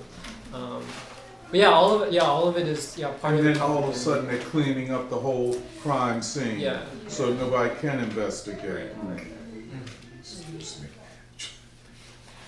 Trying to make change. Don't. That 100 you put in. Go ahead, somebody say something. No, we're just watching you put money in. But take money out. Making sure you don't put. So Tony, who's you rooting for? The Ukrainians or the Russians now? No. Yeah, no, it's not a matter of rooting for. No, It's against the war makers. And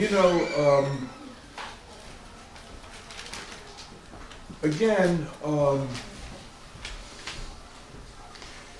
you see, when the peace sentiment is strongest among that part of the population that the ruling elite refers to as white supremacists, it's time to question the ruling elite. That's the way I see it. But, in the free school, we never accepted that narrative at all. But yeah, that's the way I would go down there. But listen, y'all, maybe we'll go on, we'll try to start reading again Hegel's Science of Logic. And we're still on the introduction. And can I just say a few things to reconnect us to Hegel? The writing of this book has its own autobiography, its own drama, and what in many ways we could consider its own tragedy.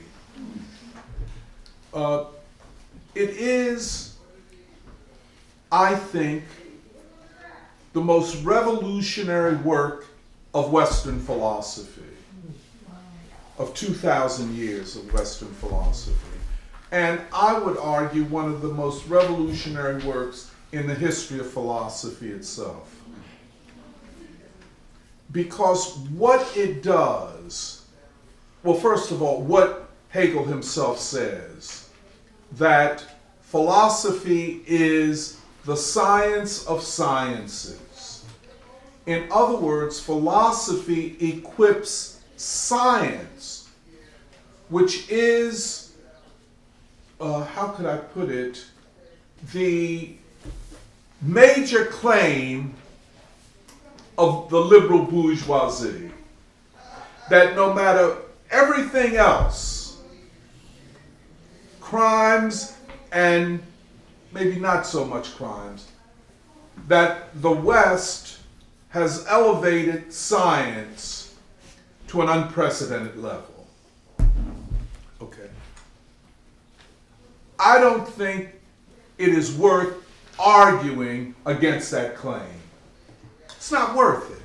Now you could say, well, the ancient Egyptians or the ancient Chinese or ancient anybody also did science. I would not argue with that. Science is not the invention of the West. Modern science is a qualitative leap over previous scientific efforts. Now, and we've gone through some of it: quantum mechanics, relativity theory, evolutionary biology, whatever, the periodic table. These are revolutionary developments in human knowledge. Okay? You can take your little feminist theory course, gender identity course at an elite university, or you can take your Afrocentric course at Temple, and that tells you all of that is worthless, it's white men, so it don't count. You know what I'm saying? It's racist. You dig what I'm saying? The fact of the matter, well, first of all, none of the people that make that claim act upon it. Because as soon as they get sick, they go into a hospital. You know? And they'd be the first one to get on a jet to fly to their vacation in the Caribbean. You see what I'm saying? So they don't act, it's all theory and talk. But serious people have to acknowledge, as I think we are very serious here, that science is the major achievement of the modern bourgeois era. And it will endure even when its, and I put quotes here, democracy does not. I don't know if that makes sense. Or even when its mode of production is long forgotten. Its contribution to science and the development of what we call the productive forces will endure. Hence, when Hegel makes the argument, philosophy is the science of sciences. One, he is saying philosophy is science. That's close to what Kant was saying too. But he is also saying that without philosophy, all of the methodological and epistemological questions of science will be missed. In other words, scientists, without the work of the philosophers, will be going willy-nilly in directions that they don't know where they're going. Just like we had a lot of discussions about quantum mechanics and the debate within quantum mechanics, and you know the Western philosophers have said, well, it's all over. Einstein lost, and Niels Bohr and all of that won. And you know, of course, we said here, it's not over. The can has just been kicked down the road. It is still a debate that has to be resolved, but it is so dangerous to resolve it that they prefer to obscure it. The ideological implications of science are profound, and that is what Hegel brings to the fore. See what I'm saying? See, he could say philosophy, but for us, when he talks about philosophy, it is the same as us talking about ideology. Remember our idea that philosophy is politics by other means? And it is. All of the ideological questions that we are dealing with, just like with Ukraine or whatever, mass incarceration, all of these questions impact the field of philosophy or forces philosophers to go into their shell and claim philosophy doesn't deal with those questions. We're more interested in film critique.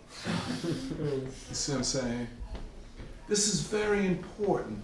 What they retreat from, what they avoid, and the question is why, of course. But Hegel took these questions on, head on. Therefore, I would say it is a very courageous work for its time and for ours. Now, as you know, we talked about this. he didn't have a university position when he wrote this. Later on when he's revising, and so he did. He was teaching at a junior high school. You know? Everybody else who were opposing him, some of whom were his friends in college that stabbed him in the back. I mean, hey, that's the academy. They were running around attacking him, but they had cushy university jobs. They were being paid good. He was teaching in a junior high school. That's why I would say sometimes it's not written so well. But somebody told me, well, the Germans don't write that well. But anyway, I feel it's poorly written. But then it is, part of its biography is that it is an incomplete work. Hegel dies in 1831. He had been working on this since about 1805, 1806, maybe earlier. So we're talking about 25, 26 years that he worked, not singularly, because he was doing other things, but this was the center of his work. He dies in 1831, and there is a celebration. Not like we say in the black community, when you die, a celebration of your life. No, it was a celebration. He's dead, good. And it took the radical young thinkers in Germany of that time to defend Hegel against those who wanted to kill him for good. And then finally, it is, and by that I mean Engels in particular, Friedrich Engels, Karl Marx, they saw the method of analysis is so important that you don't have Karl Marx's Das Kapital without the Hegelian dialectic. You don't have it. So important was it that eventually Lenin himself, who was a genius too, takes it up and says that without this logic, we cannot talk about revolutionary strategy and tactics. In other words, even revolutionaries, this is what Serafina and I have been talking about, even revolutionaries need a methodology for knowing the world.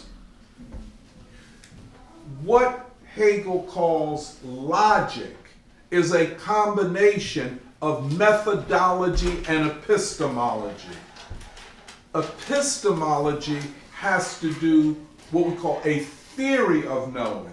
How do we go about knowing things in the world, be it political economy, state theory, war and peace, all the things, or quantum mechanics. There's a theory of knowledge that we call that epistemology. The methodology of knowledge is the more concrete, practical way that we go about this. Now, so when he says logic, he's talking about, in a sense, these two things, methodology and epistemology. We'll talk more about that, but then, and this I think is what blows everything out of the water, just blows it up.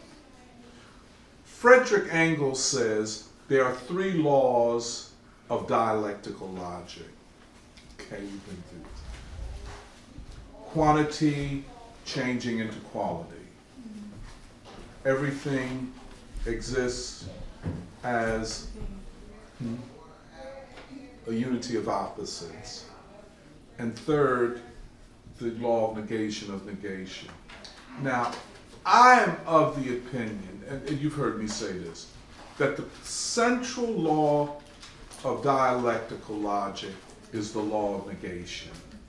A thing is determined by its relationship to its opposite. That's a hard one to get. I know, it's just, it's so, as you say, counterintuitive.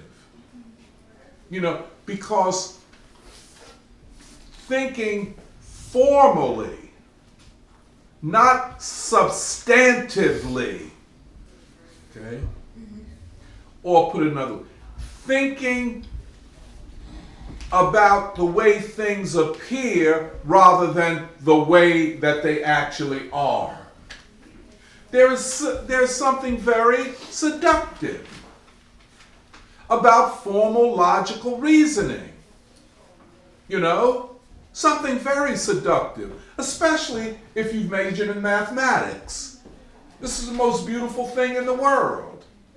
Thinking about quantities and relationship of quantities. But the more difficult thing is that to think in substantive terms, that the thinking process is not different, fundamentally different from the process of the way things exist. I don't know that I'm making myself as clear as I want. Doing a good job. Okay, thank you. Yeah. See, the thing is, it's such a radically different way of reasoning, of coming to know the truth, that you literally have to re-socialize yourself to think in this way. Okay, what is the law of negation? Negation, the law of negation. In its essence, it says that everything is determined by its opposite, and that is because everything is in motion. Now, see, a lot of times people say, well, they had that in every ancient society. Everything exists in a state of motion. True that. But they never tried to work out the laws of that motion. And what Hegel said is that, in essence, it is the law of negation, that a thing is the determination of something is, I don't want to put it that way. You're making me nervous. No, it's, a thing is determined by its negation, by its opposite. Yeah. Now, to discover the laws of logic is not to say that because we know that, we understand the logic or dialectic of phenomena, be it the economy, be it war and peace, be it quantum mechanics. That's why the debate over particle physics is continuing, because the question is, can we understand the unity between the microcosmic, the subatomic, and the macrocosmic? Pretty much the theory of relativity. See, a lot of people say, well, the laws of subatomic physics are so radically different than the theory of relativity that what applies for the velocity of light and gravity and large bodies no longer applies when you get down to the subatomic. So what the hell does that say? You said, there's a lot of, and the big questions are philosophical and ideological. Because if dialectical logic explains what seems to not be explainable at this time, then that is a victory for a radical form of philosophical thinking. That's where. So Hegel gives us that, and the introduction is his laying out of his project.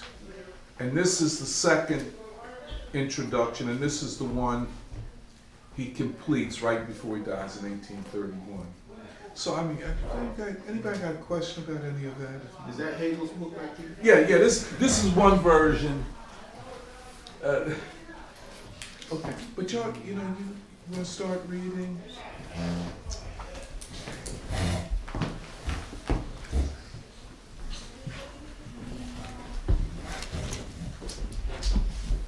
Okay, so I think the last time that we read, we were talking about the relation of subject and object, and I guess things, thinking, and reflection. So I think Say that one more time. things, the thinking of things, and then whether truth is resting on like reality or I guess like sensuous existence. So I think I'll just start from the second full paragraph on page 25.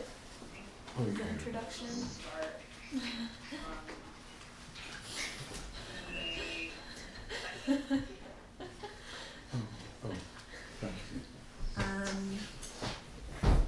The older metaphysics had, in this respect, a higher concept of thinking than now passes as the accepted opinion.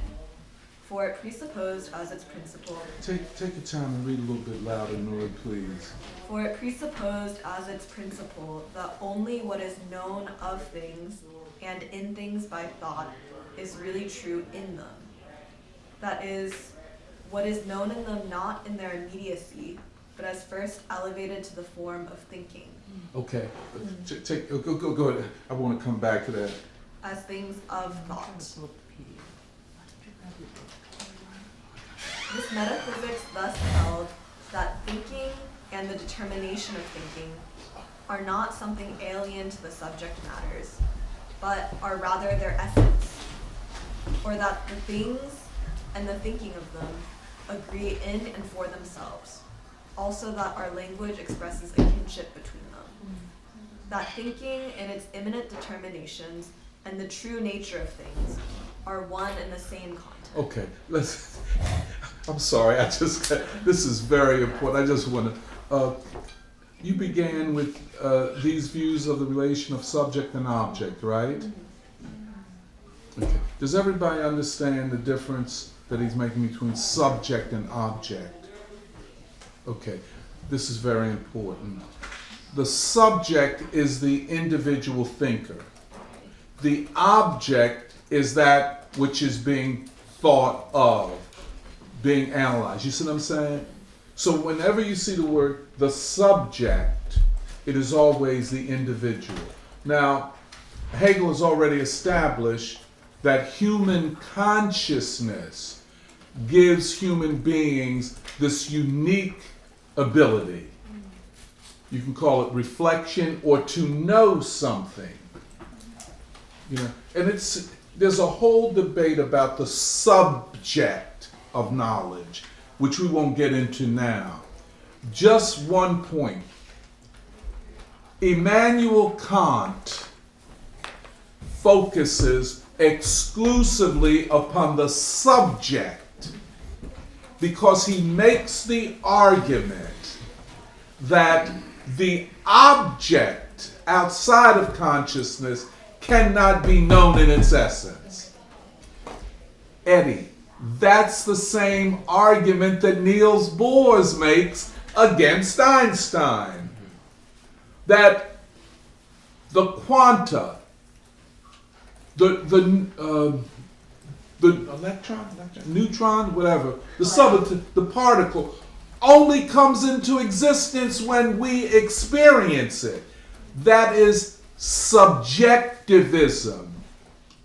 What Hegel is saying, There's a subject, the us, and there's an object. And we have the capacity to know the object. Kant says we don't have that capacity. Okay. So, okay. Then see where he says the older metaphysics? He's going back to the Greeks. You see. And he is in conflict with the British empiricists that we talked about. Those are people like Hume in particular, David Hume, huge figure, and ultimately Immanuel Kant. Okay. He says that's the new metaphysics. And by metaphysics, he is not talking about what you hear talked about if you go to a head shop where they sell incense of various types. That's the head shop I'm talking about. Don't get it twisted, dog.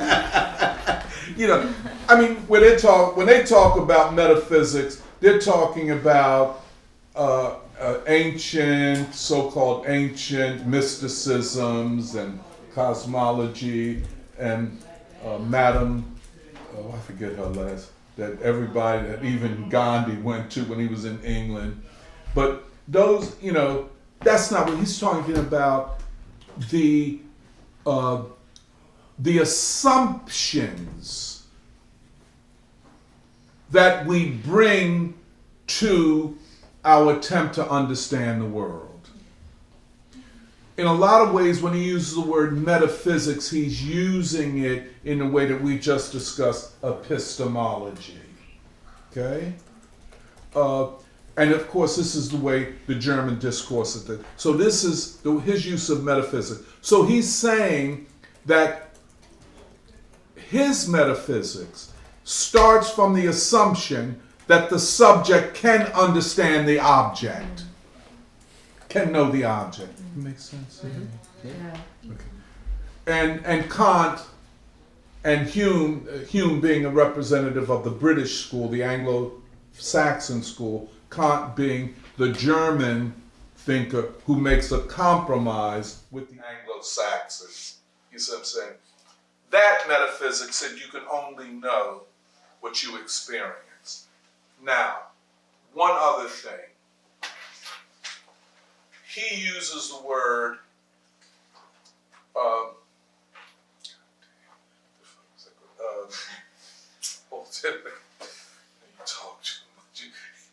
I'm thinking about the Ukraine trying to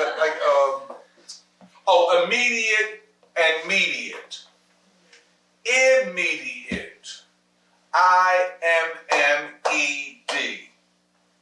I-A-T-E. Immediate is just that. Immediate. Just what, as in I see you, Emily. That's immediate. I see you is not the same as saying I know you. You dig where I'm coming from?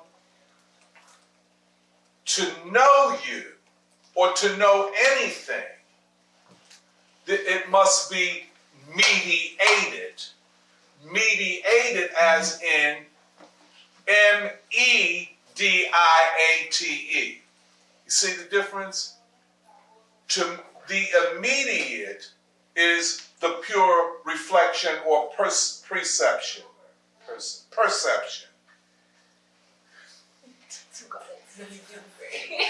Great stuff. I have to be very careful because you make me very nervous. Why? Okay, You want me to sit over there? No, you're all right. No. Perception, perception.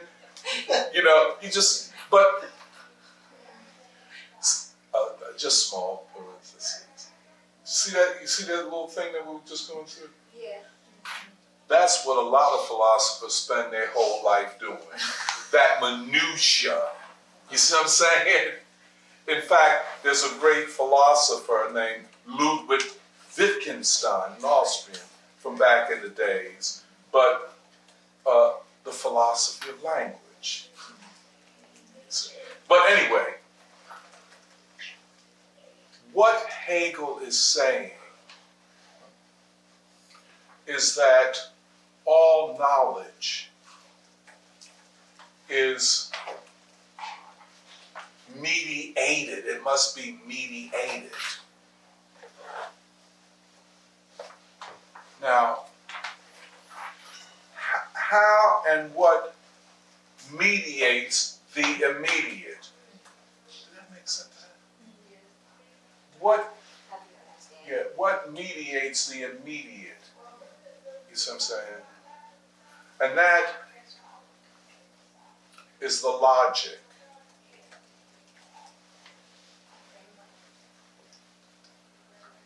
So let me put it this way.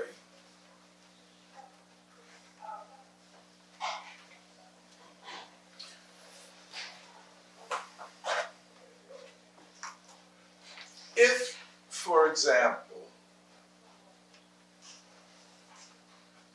I make the claim, or I start with the assumption that I can't know anything beyond my experience. And that what philosophy and epistemology and all of that should do then is to create this is a word used by Kant, the a priori conditions of understanding experience.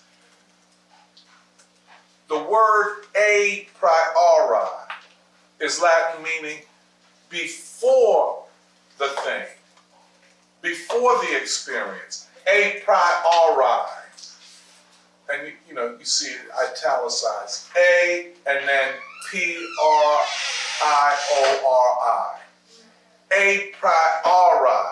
But a priori conditions for understanding my experience only. What Hegel says is that the conditions of knowledge, the mediating conditions of knowledge are for the sake not of just understanding my experience, but understanding the world that is not determined by my experiencing it. So, there you go. You see this? And it gets, it is very fundamental in philosophy, in the creation of knowledge, that you get certain things clear. Certain things have to be made clear out the gate. And you have to say what side of this issue you're on.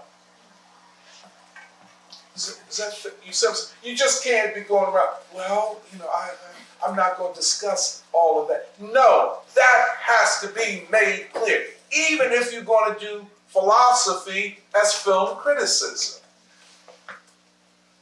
Or philosophy as gender studies. Even if that's your goal, you have to say, do you think the objective world can be known? Or do you believe, or do you assume that the only knowable thing is what I experience? What Hegel says is that we must, and he calls this metaphysics, the mediating conditions for knowledge. This is hugely important. Okay, just a couple other things here.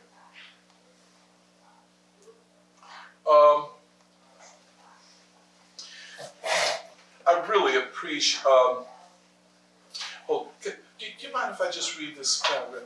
See, he says, the older metaphysics had, in this respect, a higher concept of thinking then now passes as the accepted opinion.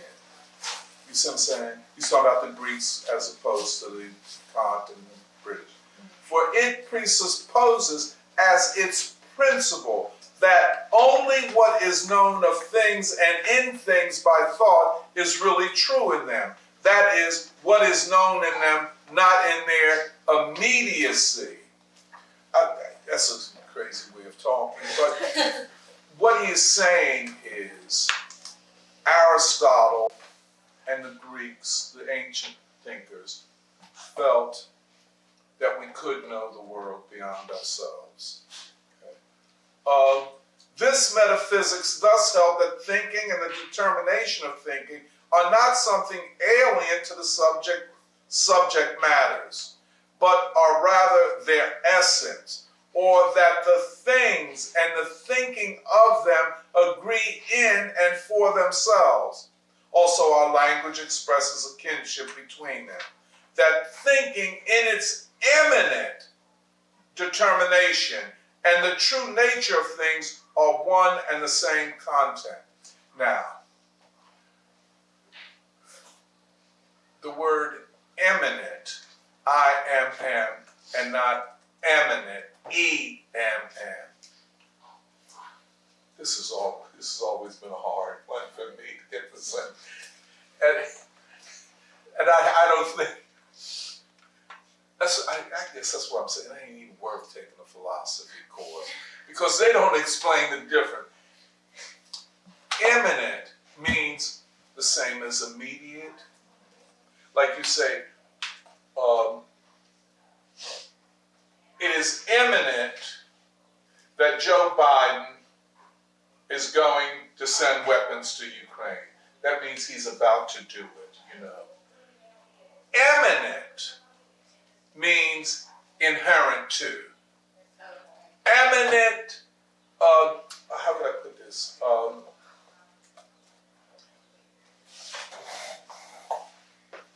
Poverty is eminent to capitalism. It's inherent to capitalism. Eminence is inherent, you know. Now, so he goes back to eminent here, but I'll just leave. But the reflection of the understanding seized hold of philosophy. We must know exactly what is meant by this saying, which is otherwise often used as a slogan. It refers in general to an understanding that abstracts and therefore separates, that remain fixed in separation. That's, you know, that there is no relationship between the subject and object. You know. Sure. Turned against? Okay.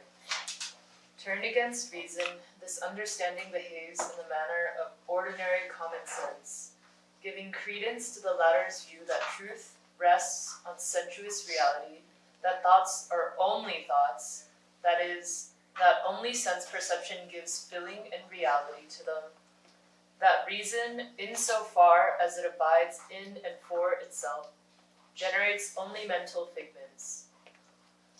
In this self-renunciation of reason, the concept of truth is lost, is restricted to the knowledge of mere subjective truth, of mere appearances, of only something to which the nature of the fact does not correspond. Knowledge has lapsed into opinion. That's it. Okay, did everybody take just what I was saying? He's saying that once you separate subject from object and say, well, the object isn't important, the only thing that is important is us, then there is no basis of truth. There is no criteria of truth. That's what I want to say. It's just a matter of opinion. You know, and you see it all around us. I mean, you know, Black Lives Matter, you know, all of that drama. Well, why do they have to have all that drama, you know? Because it's not a matter of truth, it's a matter of performance. whenever you see a person turn to all that histrionics and, you know, all of that, you ain't gonna do and all that, I'll curse you out and I'll beat your ass and all. Hey man, you don't have nothing to stand on. That's what it is. So it is opinion, and opinion amplified by corrupt mass media. Yeah. That's what Hegel. There is no criterion of truth. Now, that would not fly in any science, any natural science. You have to have some criteria, even if it's violated philosophically, or even if the scientist doesn't understand that. But, and this is, well, I was going to go back to Niels Bohr, but I'll let him lie. But this is what is at stake. Is there such a thing as truth? Yeah. Or is everything a matter of opinion? Yeah.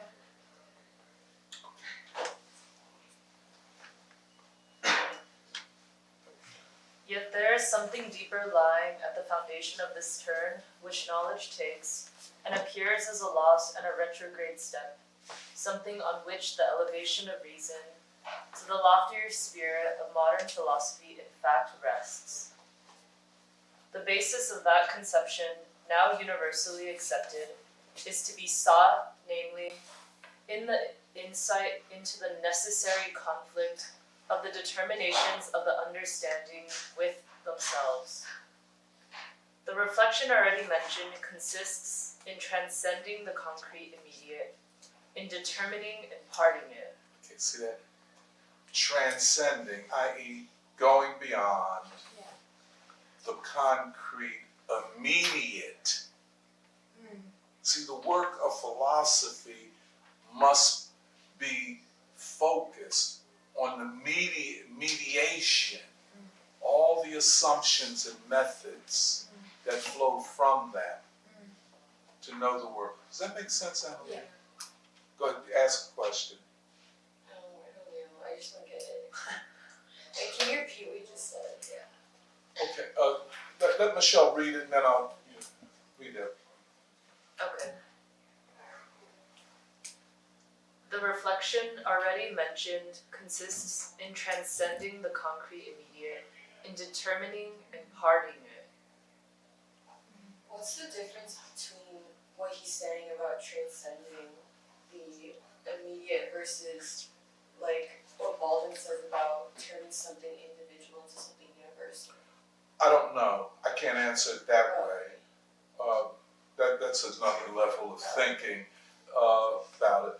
But he's just saying what I've been saying all along, that we have to go beyond what he calls the concrete immediate.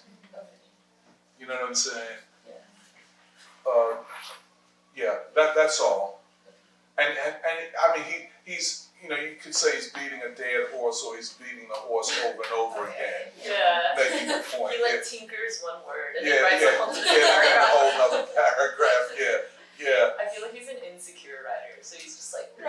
That's a very interesting observation. He may be, and he may feel that his position is so unusual and at odds with the common sense or the main line of philosophy that he has. Well, he probes and he probes. Yeah. He's like probing an idea. That's a good way to put it. Okay, I'll keep reading. But this reflection must equally transcend its separating determinations and above all connect them. The conflict of Overall, connect the subject and object. You know, right. There has to be Does it also mean connecting the immediate and the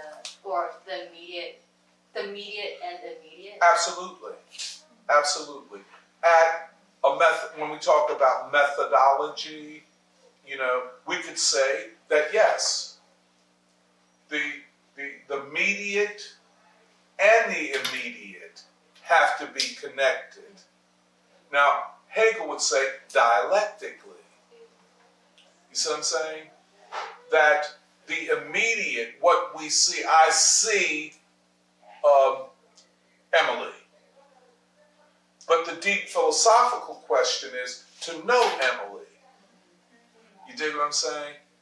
And then, through experimentation, through just, all of philosophy, all of that we do, to determine if I do know Emily and if what I know is the truth. You see? Is that also where the part of becoming, or the methodology of knowing is through an object and its becoming? Or it has, because I know we also talked about the becoming piece as well. Yes. Does that fit with this? Actually, that is what he's building up to. Okay. That to know a thing, the essence of a thing, is in its becoming. And that, I was talking about this argument. You can't say a damn thing no more. Oh, you an essentialist. No, I'm not an essentialist like you think I am. See, that, what they're saying is that you are reducing everything to an unchangeable essence. And I say, no, that's what you want to say I'm doing. I'm saying the essence is in its becoming, in its motion, because I begin with a law of logic known as negation, or the negation of the negation. You see what I'm saying? Now, that sounds a little out there the way I put it, but all I'm arguing against is this academic fad that if you don't go along with there is no truth thing, and that's basically what it is. When a person says, oh, there's no you're an essentialist, you believe in truth and all. Yes, I believe in truth, but I don't believe that the discovery of the truth of something is in discovering a static, unchanging essence.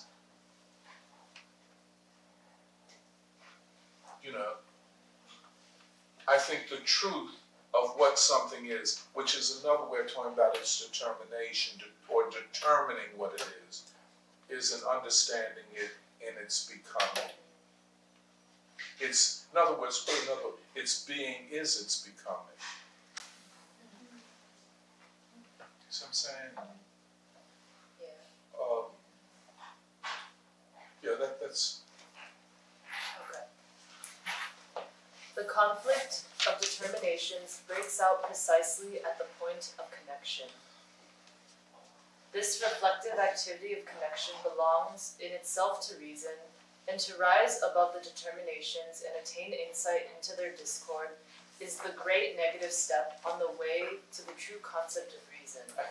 See the way he used the great negative step, Yeah. negation. He's cool. Yeah, he Go ahead. But see, in determining, see, this is very interesting. The process of knowing, and this is the claim that he makes, and we don't have to be dogmatic in just, anything Hegel says, we just say it like he, but what he says is that, see the opposite of negative is a positive thing. So if all knowledge is to make positive statements, he believes you can never get to the truth. You begin, he says, with a negative step, that is to see, and what way I'm interpreting what he's saying, to see things in their oppositions. Like some people, just on a very, broad sense, some people say, well, how do I know what capitalism is? Well, you say at one level, capitalism is the negation of feudalism. You see what I'm saying? But that doesn't answer all the questions. But you started with a negative. You didn't say what capitalism is. You basically said what it is not. yes. That's nice.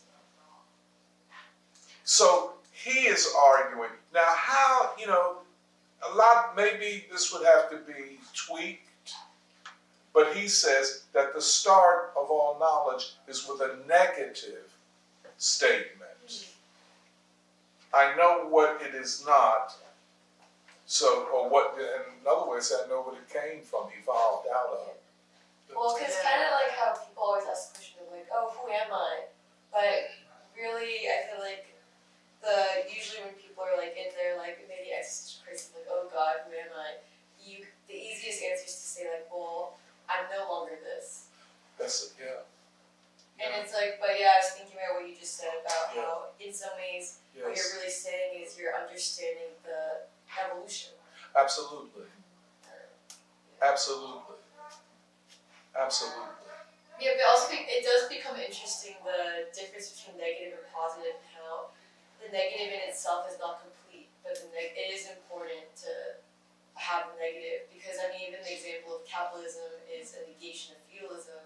Then there also has to be the completion and a question of, okay, what about the positive? Yeah. So I don't know, just this whole kind of paradigm is kind of interesting. Yeah. Yeah, sorry, continue. Yeah, yeah.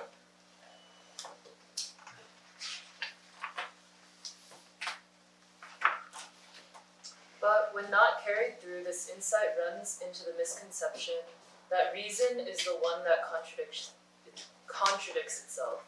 It fails to see that the contradiction is, in fact, the elevation of reason above the restrictions of the understanding and the dissolution of them. At that point, instead of making the final step that would take it to the summit, knowledge flees from the unsatisfactoriness of the determinations of the understanding to sensuous existence, believing that there it will find stability and accord. On the other hand, Let's go, that's a little bit, okay. yeah.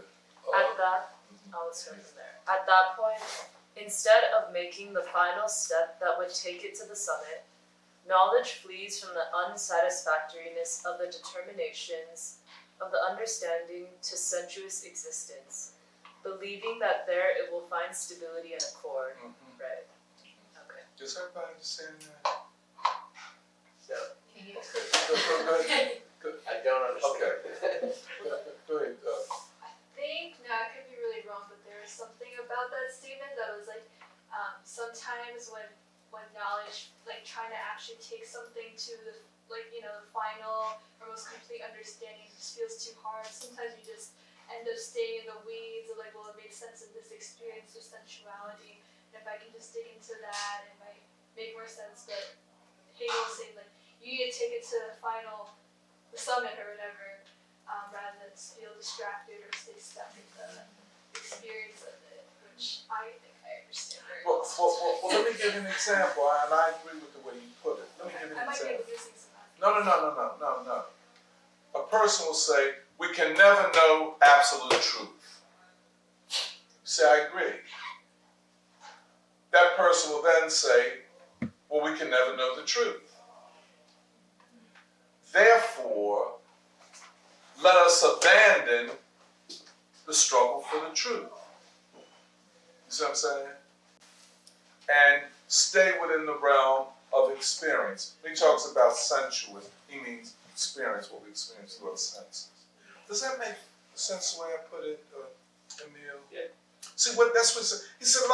And he's saying that's what philosophy has become. It has separated itself from a world outside of feeling and experience, and said that, well, we can't know it. And another way of putting it, well, we can't ever discover the truth.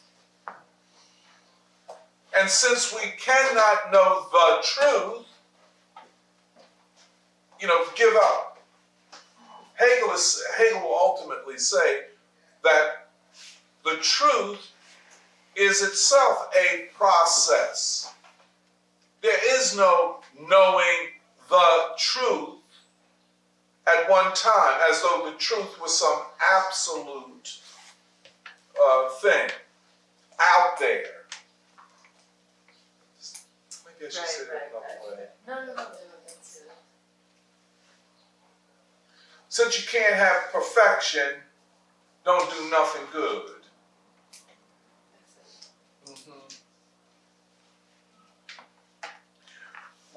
actually, I'll tell you another thing. That's a non-struggle position too. Yeah, You see how it it feeds is, into a right. non-struggle Well, position? Go ahead, yeah. go ahead. Well, I was gonna say what we're reading, like, makes me think about my own intellectual path, or my own path that led me to free school, which was this long endeavor for truth. But I think probably one of the sharpest anti-truth experiences was going to college, and how I changed my major a dozen of times because I started in science, but I moved from discipline to discipline because I felt... Nori, but Nori just put them all together. Yeah, well, I just gave up on all of them. She actually went in on them. No, but what attracted me to a specific discipline, like economics or history or language, was that in each one I could detect a thread of like becoming, or something that could furnish a method or a framework that could lead you to understand the world and how it changes. But the reason I became so dissatisfied is what Hegel says, where like the way that the ideas were dealt with was toward this complacent position of like finding a stability and accord that doesn't actually exist. You know, like it doesn't, because that knowledge is not, it's not static. I mean, it's what we've been talking about. And I felt it so, you know, like reading Hegel is almost liberating. I don't necessarily want to put it into words, but you can feel the freeness of like the thinking. And yeah, it just reminds me so much of what's missing at the university. And I think what he's saying makes so much sense for our times. Yeah, I just really want to make that point that like how much people in their different disciplines or their fields, like you can see how they retreat into what he calls like sensuous experience, using sensuous experience as a justification, or using whatever they've chosen as their craft or their discipline as like a static justification. And how I think for thinkers like us who are drawn to a body or like a way of thinking like free school, our tradition is so much more Hegelian, like always following that thread of what can be. You see the world around you, see possibility. Which I think is a natural way to see things. Yeah. Well, the reason the reason I said it's a non-struggle position, can you see the non-struggle essence of it? Where you just say, well, all I have is my experience, and let me talk about that. My experience as a black person. And therefore, since you're not black, you can't challenge anything I say. Right. You see what I'm saying? Or woman or anything. But it's a non-struggle position because it is my truth, which means that it is not a struggle to know the truth. Right. Now, the question of truth is tied up with this dialectical notion of becoming. To know something in its becoming is to know its being. To know it in its becoming is to know its being. And of course, that's not a simple thing. I mean, the law itself is more simple than actually arriving at the truth of it.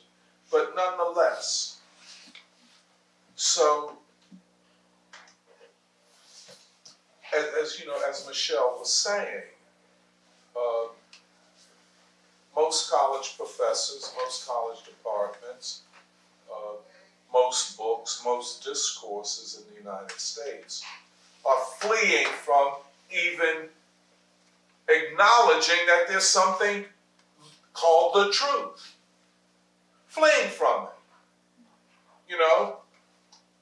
You might get a professor in philosophy that calls him or herself a skeptic. Well, let us question whether the truth can be, whether there's such a thing as truth. So you go through, the whole 2 years questioning, and nothing gets resolved because the two sides or the multiple sides in the investigation are never clearly presented. You know what I'm saying? It's obvious. You read Du Bois, you read Baldwin. They assume what Hegel is assuming. Oh, yeah. The oppressed who fight for freedom can never accept that there is no truth. You hear King all the time, you know? Or the idea that we cannot know. What is King saying? We can know the world, and knowledge can improve society. Yes. Knowledge can improve humanity. But this other thing is, well, that's just your opinion. It's just, everything is a matter of fucking opinion. You know? So then it's like, you know, it's like a dog chasing his tail. You know, it's all opinion. Where's Samir? See, this is the problem with cryptocurrency. me and Sophie were talking about this yesterday, and we're going to eventually bring you to task. Yeah, but cryptocurrency and the blockchain, nobody know what it is. You know what I'm saying? It is whatever you want it to be. You dig what I'm saying? And just like the whole trans debate, you know, nobody is against, I don't think many people are against at this point, trans. You want to be trans, be trans. I grew up with trans people. You know what I'm saying? It was no big thing. You know? But No. I'll tell you. I'll talk that shit. No. I'm just thinking about the trans people in India. Yeah. So the question becomes, well, if I'm a trans woman and I take up prize fighting, so I'm, you know, prize fighting with women who have never been trans. I'm already, you know, I got all of the, but if it is only my truth, there is no objective criteria. Where does that leave us? You know, then everything, oh, this is a liberation, but well, how's it a liberation? Because it's my truth. You see what I'm saying? Hegel is absolutely right. We're probably, at least David Hume in those, and Kant, we're trying to find conditionalities. For instance, Hume said culture. Kant said a priori conditions. I won't explain that all over again. But there are some conditions. It's not just me. You know? That there had to be some reliability. Reliable conclusions. But what we're in is something that is intellectual decadence. You see what I'm saying? And that's why, you know, I feel, you know, listening to you all, and being a platypus, I was so intent. You don't know how much I love to just listen to you all. Forced into talk more than I want to say. But to hear the world that you all have been given, you know, in spite of your best intentions, you know, you are not given the tools to even wage the discussion. See, that is what is so alarming to me. And I know the same with platypus. They're trying to find the tools, you know, to come to determinations about the teach about struggle and so on. But it's you see where I'm coming from? Go ahead. This reminds me of something you said like a couple of weeks back when we were still in the cafeteria, which is like the humility that also comes with knowing the truth. Because when your experience is all of that counts, I think it also creates this arrogant personality that you see in our current society. I know people were sharing this article called Physics is Stuck and Needs Another Einstein to Revolutionize It. And a quote stood out to me in terms of like also how humble the person that was responding was. But I'm going to read the quote because it's really relevant to what you're saying right now. He says, "The only way that you maintain your humility is by recognizing that there is something superior to your ideas, which is nature. And it's a learning experience where you're not supposed to know everything in advance." And this part of knowing everything in advance, it's that there is a task of seeking the truth, and in that process, getting closer to the truth. Rather than, and I guess what he was referring to is that, I believe he was talking about string theory, and how within the world of physics, there's a lot said about string theory, and there's assumption that people already know that it's the truth. But actually there hasn't been experimentation, which has been like the criteria of this in knowing physics and in knowing like whether it's like certain particles that are observed. But he's saying actually that physics, there is a great opportunity to revolutionize it right now, because a lot of people are focused on upholding a theory that hasn't been proven. Like so much effort is going into string theory, and he was saying because of that, everything outside of the string theory is like just given up on, and not funded, and all this stuff. But even going back to like the spirit of Einstein, where he was saying it was someone actually outside of the typical, where Einstein was a patent officer or worked in the patent office, and that was why he was able to like critically question what the assumptions or the a priori were. Yeah, that's a very important point. I would say just make one observation upon the article. See the whole discussion, string theory, like in a string. I don't know why they call it string theory. I think it's because they're saying like particles, or I don't know if the physicists can correct me, but there's something about how like the particle itself behaves like a string. I'm not fully certain about. Well, the object of string theory is to create what they call a theory of everything, to unite relativity theory with quantum mechanics. But you see here, this is where y'all have to correct me if I'm wrong. You have to create more than the number of dimensions that you can physically look at and experience to even start talking about string theory. So I have just avoided going in that direction, because it makes no connection to the reality that I know. Absolutely. Absolutely. And that's the point I was going to make, that it's highly speculative, that it's more about talk than, and see, you can't unite relativity with quantum mechanics until you solve the philosophical problems of quantum mechanics. So they're going off of Niels Bohr's 1925 argument, that particles don't exist. They exist when we perceive them, and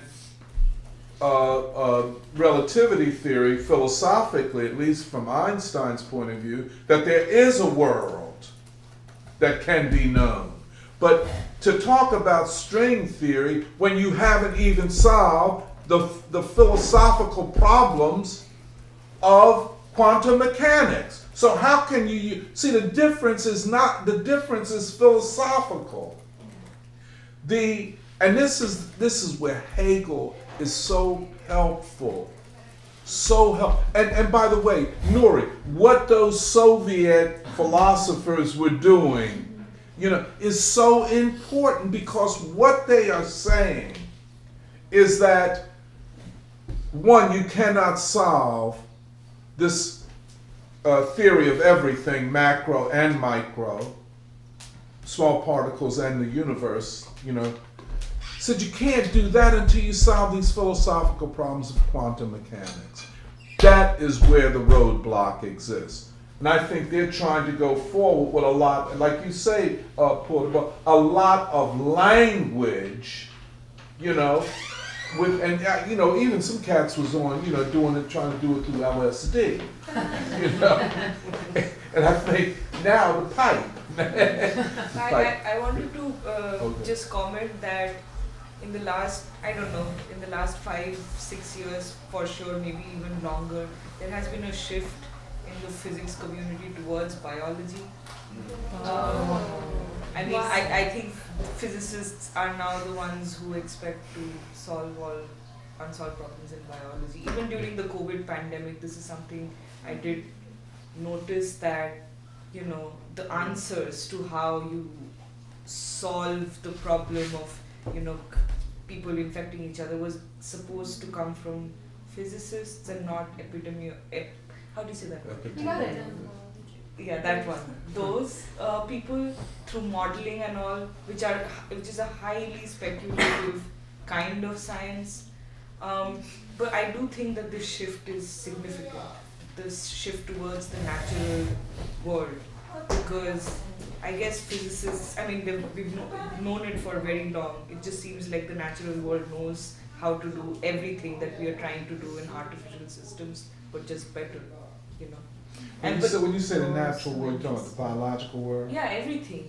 In the human body, bacteria. Mm-hmm. They've discovered the laws of physics much before, human beings were able to. And I think I don't know exactly what I'm thinking, but it's related to this concept of there being an objective reality. Yeah. That is that we were supposed to be searching for. Yeah. But we've sort of been sidetracked doing all this. Absolutely. No.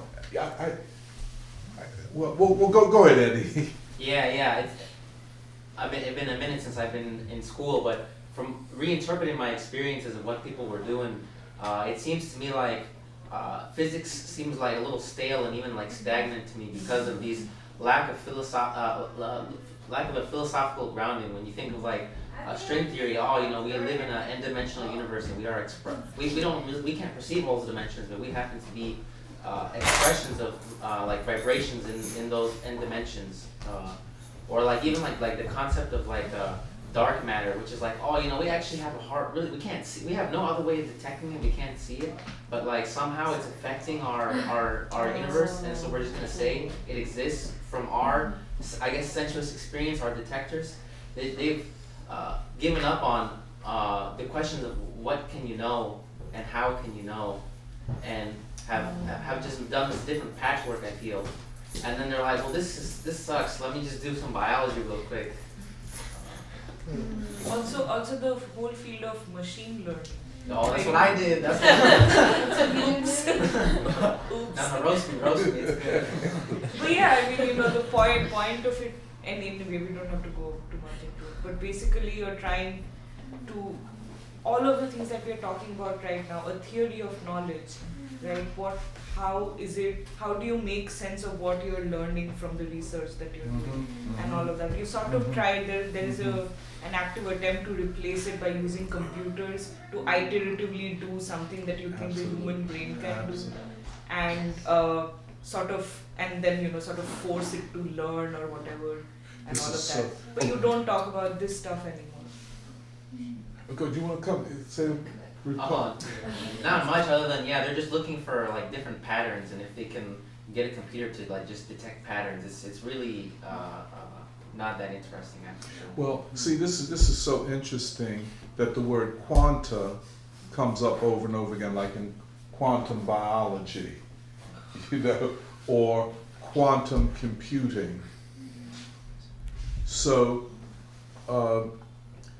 I don't know. I can't say why this is repeating itself again, quanta, but obviously there has to be some genealogy going back to quantum mechanics in the great 1925 Copenhagen debate which is still unresolved.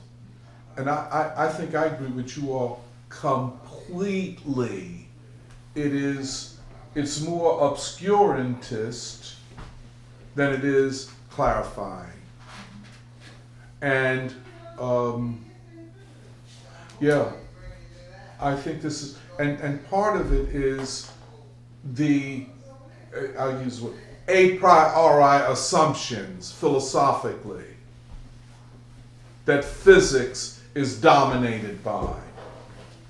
And it is politics. It is politics.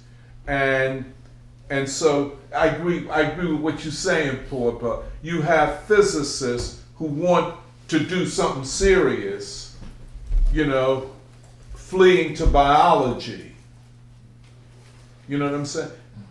Because we want to use methods of physics to work with biologists, epidemiologists, or whatever. But the field of physics is dominated by reactionary philosophy.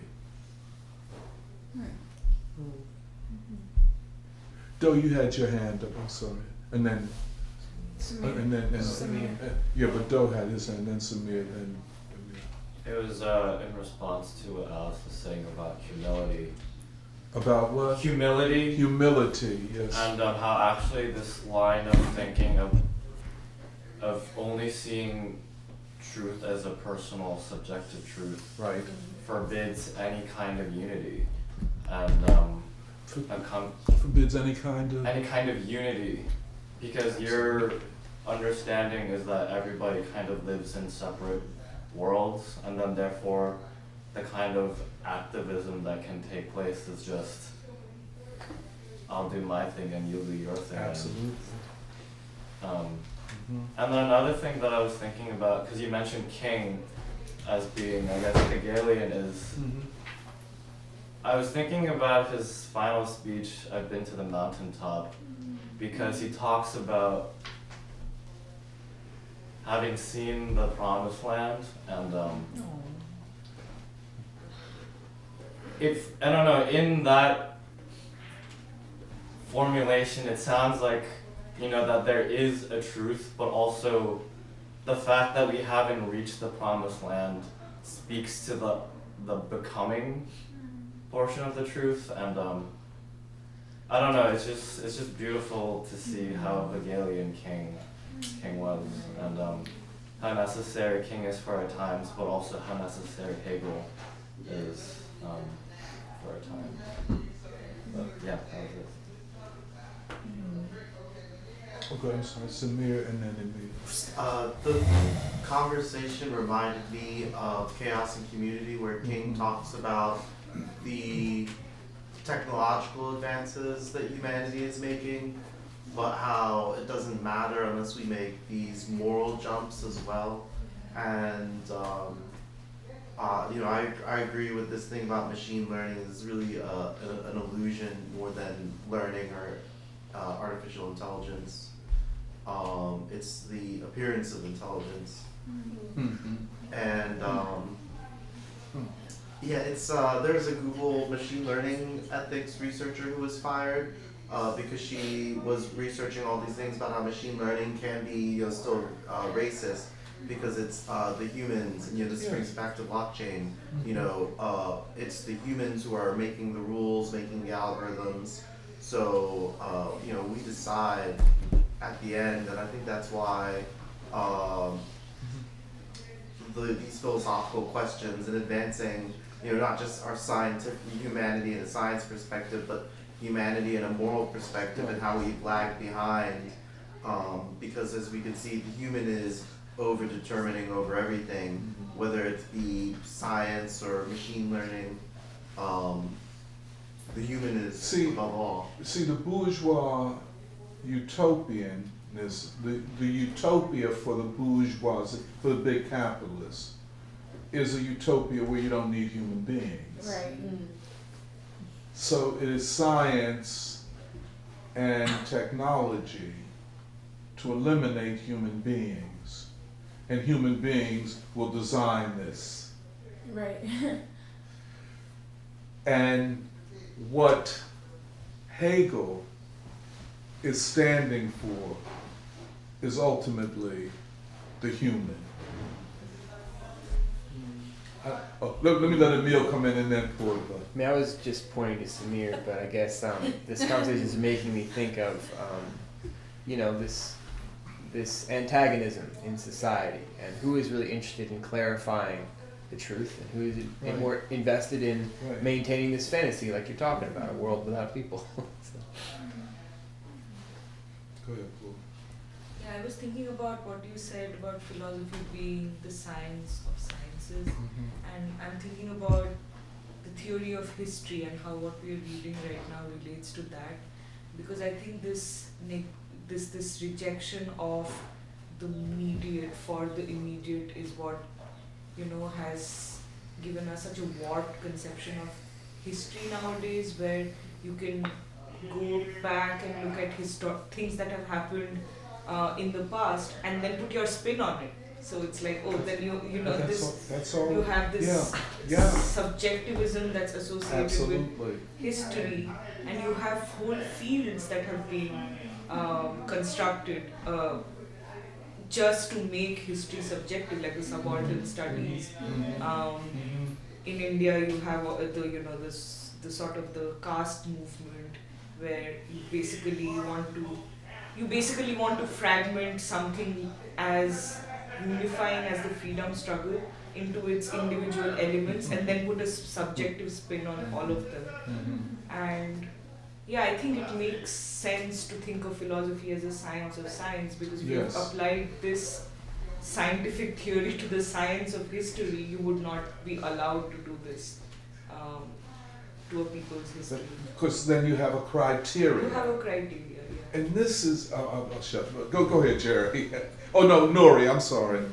Yeah, I think on the history thing, I was thinking about, I guess, the very beginning of free school when we were talking about the church and Christianity, and something that stood out to me, I think, was in thinking about Howard Thurman and Jesus and the Disinherited, you think of the Christians and the Christian, I guess, ideology or the religion as the historical force, where you actually have to think about how the Christians were treated by the Roman Empire, the fact that the Roman Empire really existed, these things actually happened. And Danny's quote about, I guess, how Engels or Marx said that Christianity was a revolutionary party, I think makes you think about religion in, I don't know, I think a much more like real and thoughtful way than what I guess my assumption is, which is to treat the Bible as like a story or like a moral parable that just sort of applies to you personally in terms of how you see the world, instead of, I guess, thinking of it as, I don't know, like a concrete historical force that had real consequences, but also like that moved people for reasons that hold today also. And I guess like also on this thing about the negative and the positive, I feel like we've been talking about it a lot, like as we've been trying to read Hegel, but I think what Emily said, which is that you have the negative, which gives you a lot of clarity because you're like, oh, this is what it's not. That in itself is not complete knowledge, and so I think that's why you need the negation of the negation to get a little bit closer. Like, it's not this, it's also not fully this. Whereas positivism, or just like having a single positive assertion, this is what it is, like X is X, that doesn't really get you anything closer. It doesn't illuminate anything new, because the identity is just itself, but that doesn't tell you anything. Like, of course, like this thing is itself. But from the negation, you get the sense of like, oh, it's not this, nor fully this, but we can get closer to understanding not just like what it is in itself, but what it means in relation to the rest of the world. That's right. And yeah, oh, sorry. I don't know, just that like, I feel like from like that positivist orientation, that's how you get to be, I guess, so self-satisfied and so like individualist, where you're just like, oh, like this is what it is, I know what it is, and you are stuck, I guess, just in the immediate like smug lack of humility, where you're like, oh, I know everything. And I guess part of that also made me think a little bit about physics, or the state of physics, and how we talked about in quantum mechanics, the debate was suppressed. And instead, people were basically forced to accept, like, oh, this is the dominant or prevailing ideology or philosophy, simply accept it. But the fact is that we know that science or like history, all of it progresses through the exploring of the negation, the actual like debate and the contradiction and working it out. And so it's also interesting to me that like in physics, if you are going to biology, because in some sense, like in the field of biology, these arguments are alive, like you actually are doing experimentation. And so there is, I guess, debate or rejection or the moving of towards new paradigms. But if you're still bringing the physics mentality of positivism and trying to keep that philosophy and just bring it into biology, and like what good does it really do for science? Yeah, and so I guess that's also why like machine learning applied to biology is kind of strange, because you're using, I guess, the brute force of computing, but it's not applied in like a thoughtful or creative way. Could I just put one, you know, that in remember the law of the excluded middle? Yeah. Which is Hegel's starting point. That the law of the excluded middle says a thing cannot be itself and its opposite at the same time. Right. And that's a law of formal logic. And that's a law of the negative, the negation. You see what I'm saying? And Hegel's argument, and it's, I don't know whether it was just gesturing here, I don't know whether he repeats it again, but the thing is that in dialectical reasoning, you don't start normally, I would seem, with a quote positive statement, i.e. a statement of identity. You start with a statement of negation. I'm sorry, go ahead, Jerry. Wait, one quick point. Okay. Could someone clarify what is meant by positivism? That's what, are you talking about philosophical positivism? I'm not really sure, because actually I wanted to start with the question, which is like, how does this thing of sensuous existence that Hegel is talking about, how does that relate to the positivism that I guess is rampant today? Because I think I've heard references to how many thinkers in the university or many academics are actually coming from a positivist orientation. But I think I didn't really know or understand what that meant, because I wasn't sure what negative thinking was. But I think my feeling about it now is that it's more of a self-satisfied or intellectually like less critical and developing orientation than like the negative like Hegelian dialectical thinking.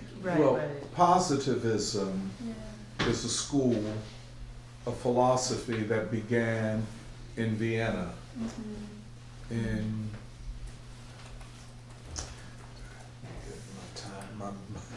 my dates kind of, it begins let's say the beginning of the 20th century, and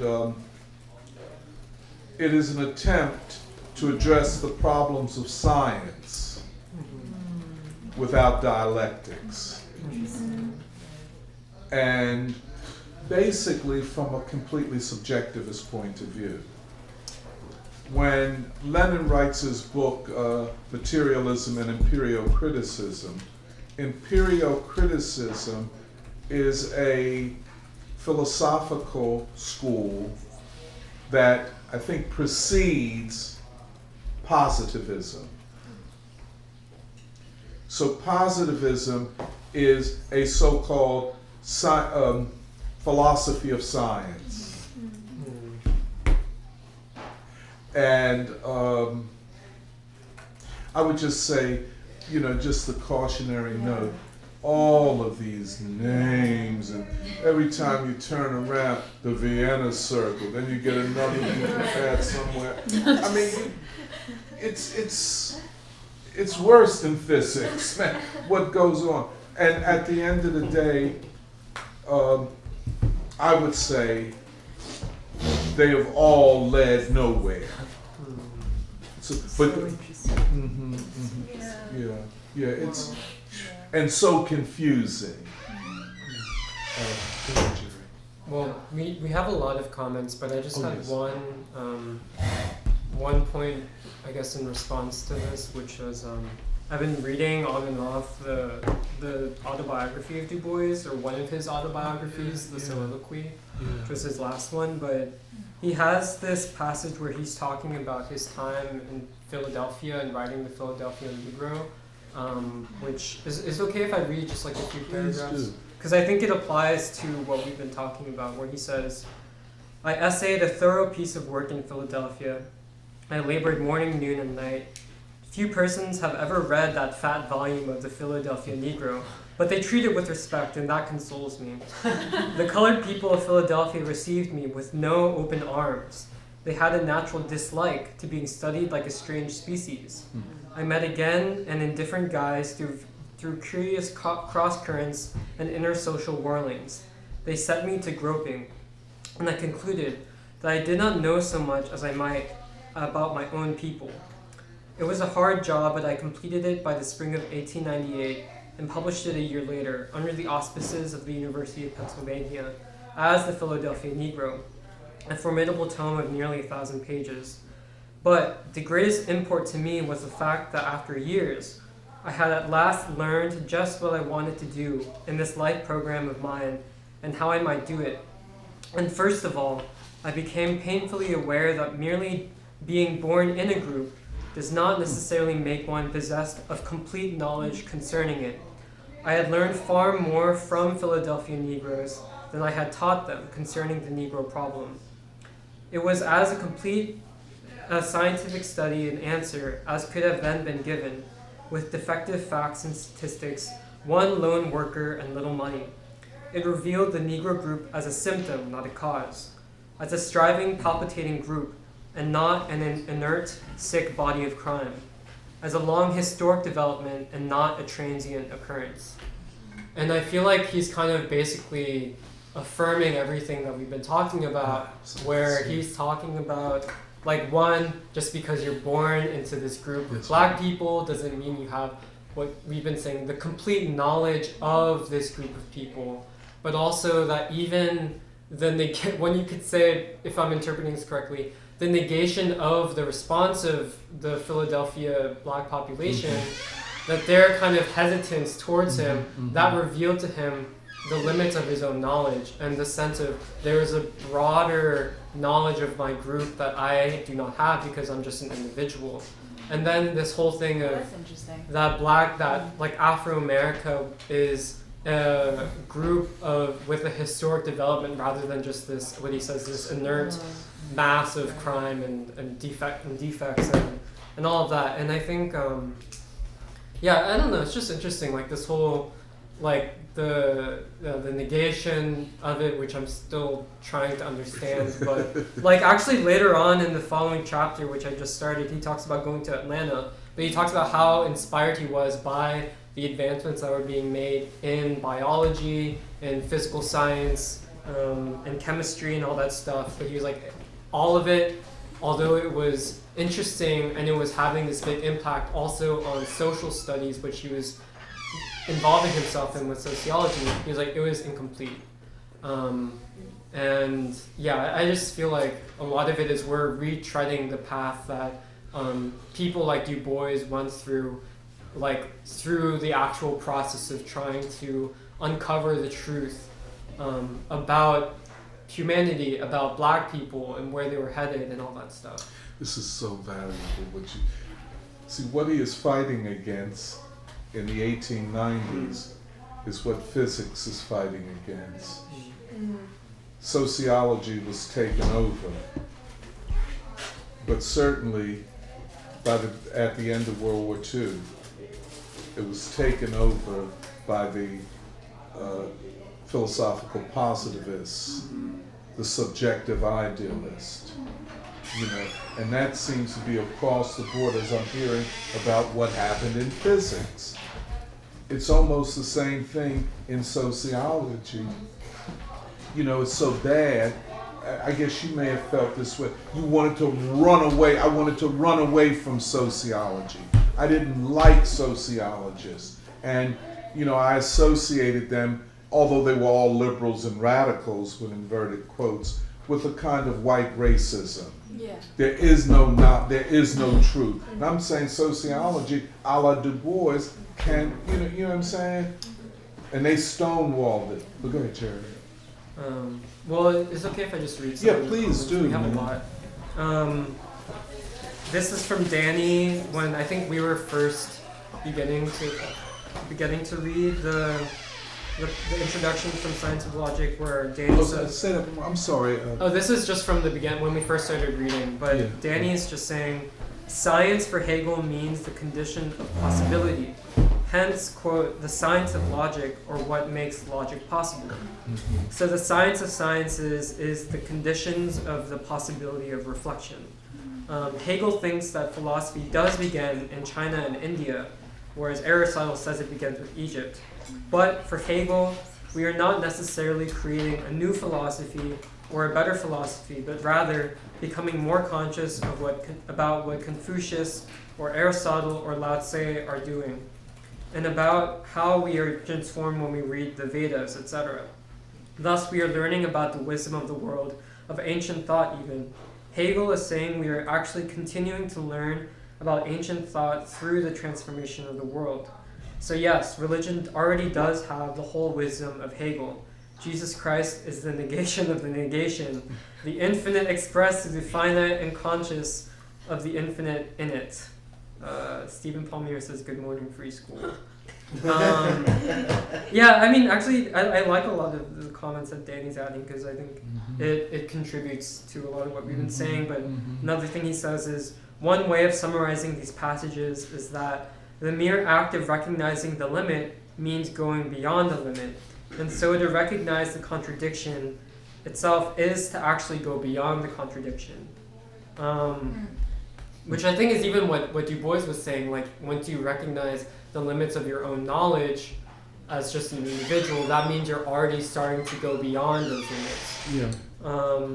And then Danny says, the subject can know the essence of the object because it is part of the very formation of the object. There is an identity of subject and object, and the very activity of knowing develops the object further and the subject further. Hence, truth becomes, quote, the reflection already referred to is this. Okay, sorry, I'm getting kind of lost in this quote. But anyways, then he continues, yes, the truth is struggled for because it becomes the idea of a static truth, of it as a, quote, state of being is capitulatory. Our ability to understand the world is tied up with our ability to change it. The intellectual decadence also reflects our retreat in the ability to change the world. Everything becomes less clear, more static and opaque, seemingly incapable of changing and incapable of becoming, and thus the truth seems to be ungraspable. And then Magna adds, the other academic fad is to talk about hybridity, like a phenomenon is neither this nor that, but somewhere in between.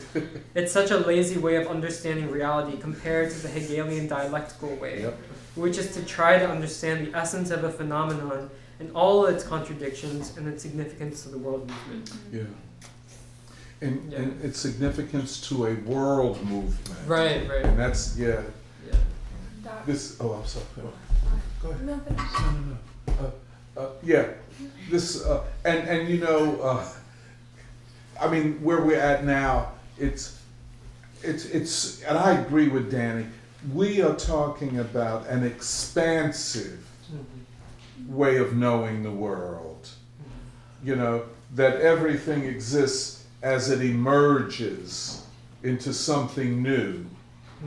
You know, there is nothing that is not a part of, well, in a lot of ways, this sounds almost like I'm doing something like string theory, but I'm not doing string theory. But it is the notion that all things, at the end of the day, have some connection to everything else. And you know, yeah, you find that in Martin Luther King, you find it, and certainly the optimism that the world will not remain the same. I was just saying that it's 2, so it's 2 o'clock, so. Oh, yeah, we have to get ready to go. because surfing. But listen, just an announcement. Next week, the Free School will assemble at the Church of the Crucifixion, 8th and Lombard. I hope we have some leaflets here today. Ken and Ivy may have made copies of them, because there's a concert today also, right? Yeah, in the sanctuary, which is a free concert. But next week, the title of the event is Our Common Struggle for Social Justice and the Legacy of W.E.B. Du Bois.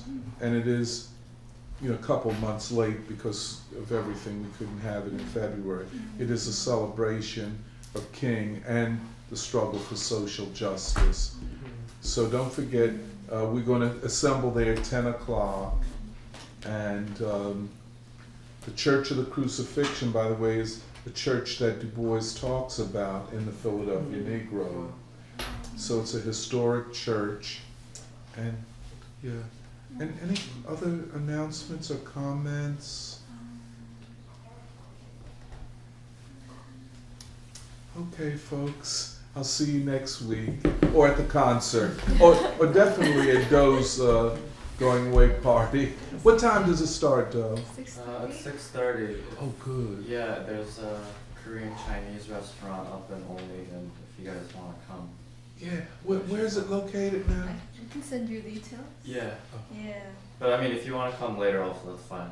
Yeah. There's Yeah. No, I think Catherine is going to give me a run. Doc, for next week's event, did you want to ask people to make food? Oh yes. There'll be a I guess potluck or buffet of all kind of foods. So, and that will be at 5 o'clock or 5:30. So if people, if you bring food, I think they have microwaves there that we can warm it up.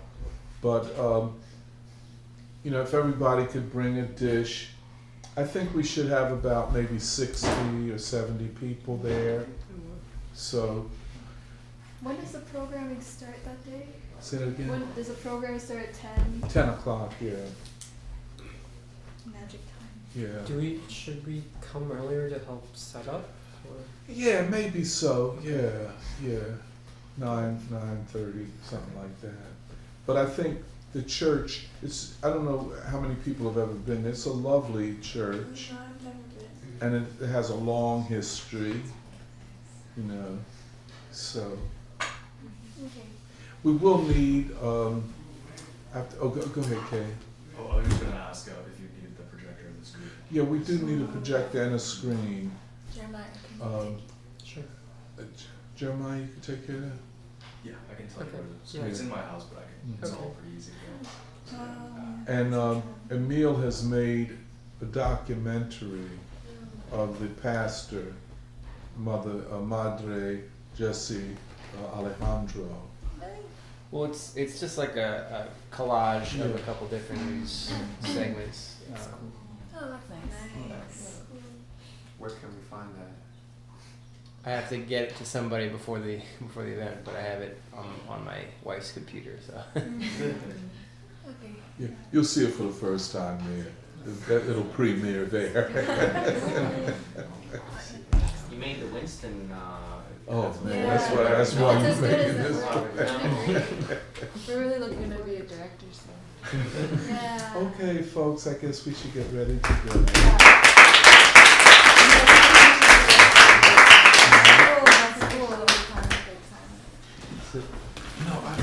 Still some babka left. Oh, who got the vodka? Emily did. Oh, from New York. From New York. Oh, from New York. Thanks for the pie. That was delicious. Of course. Right all the way over, man. Yes, I had to come to. Do you want another piece?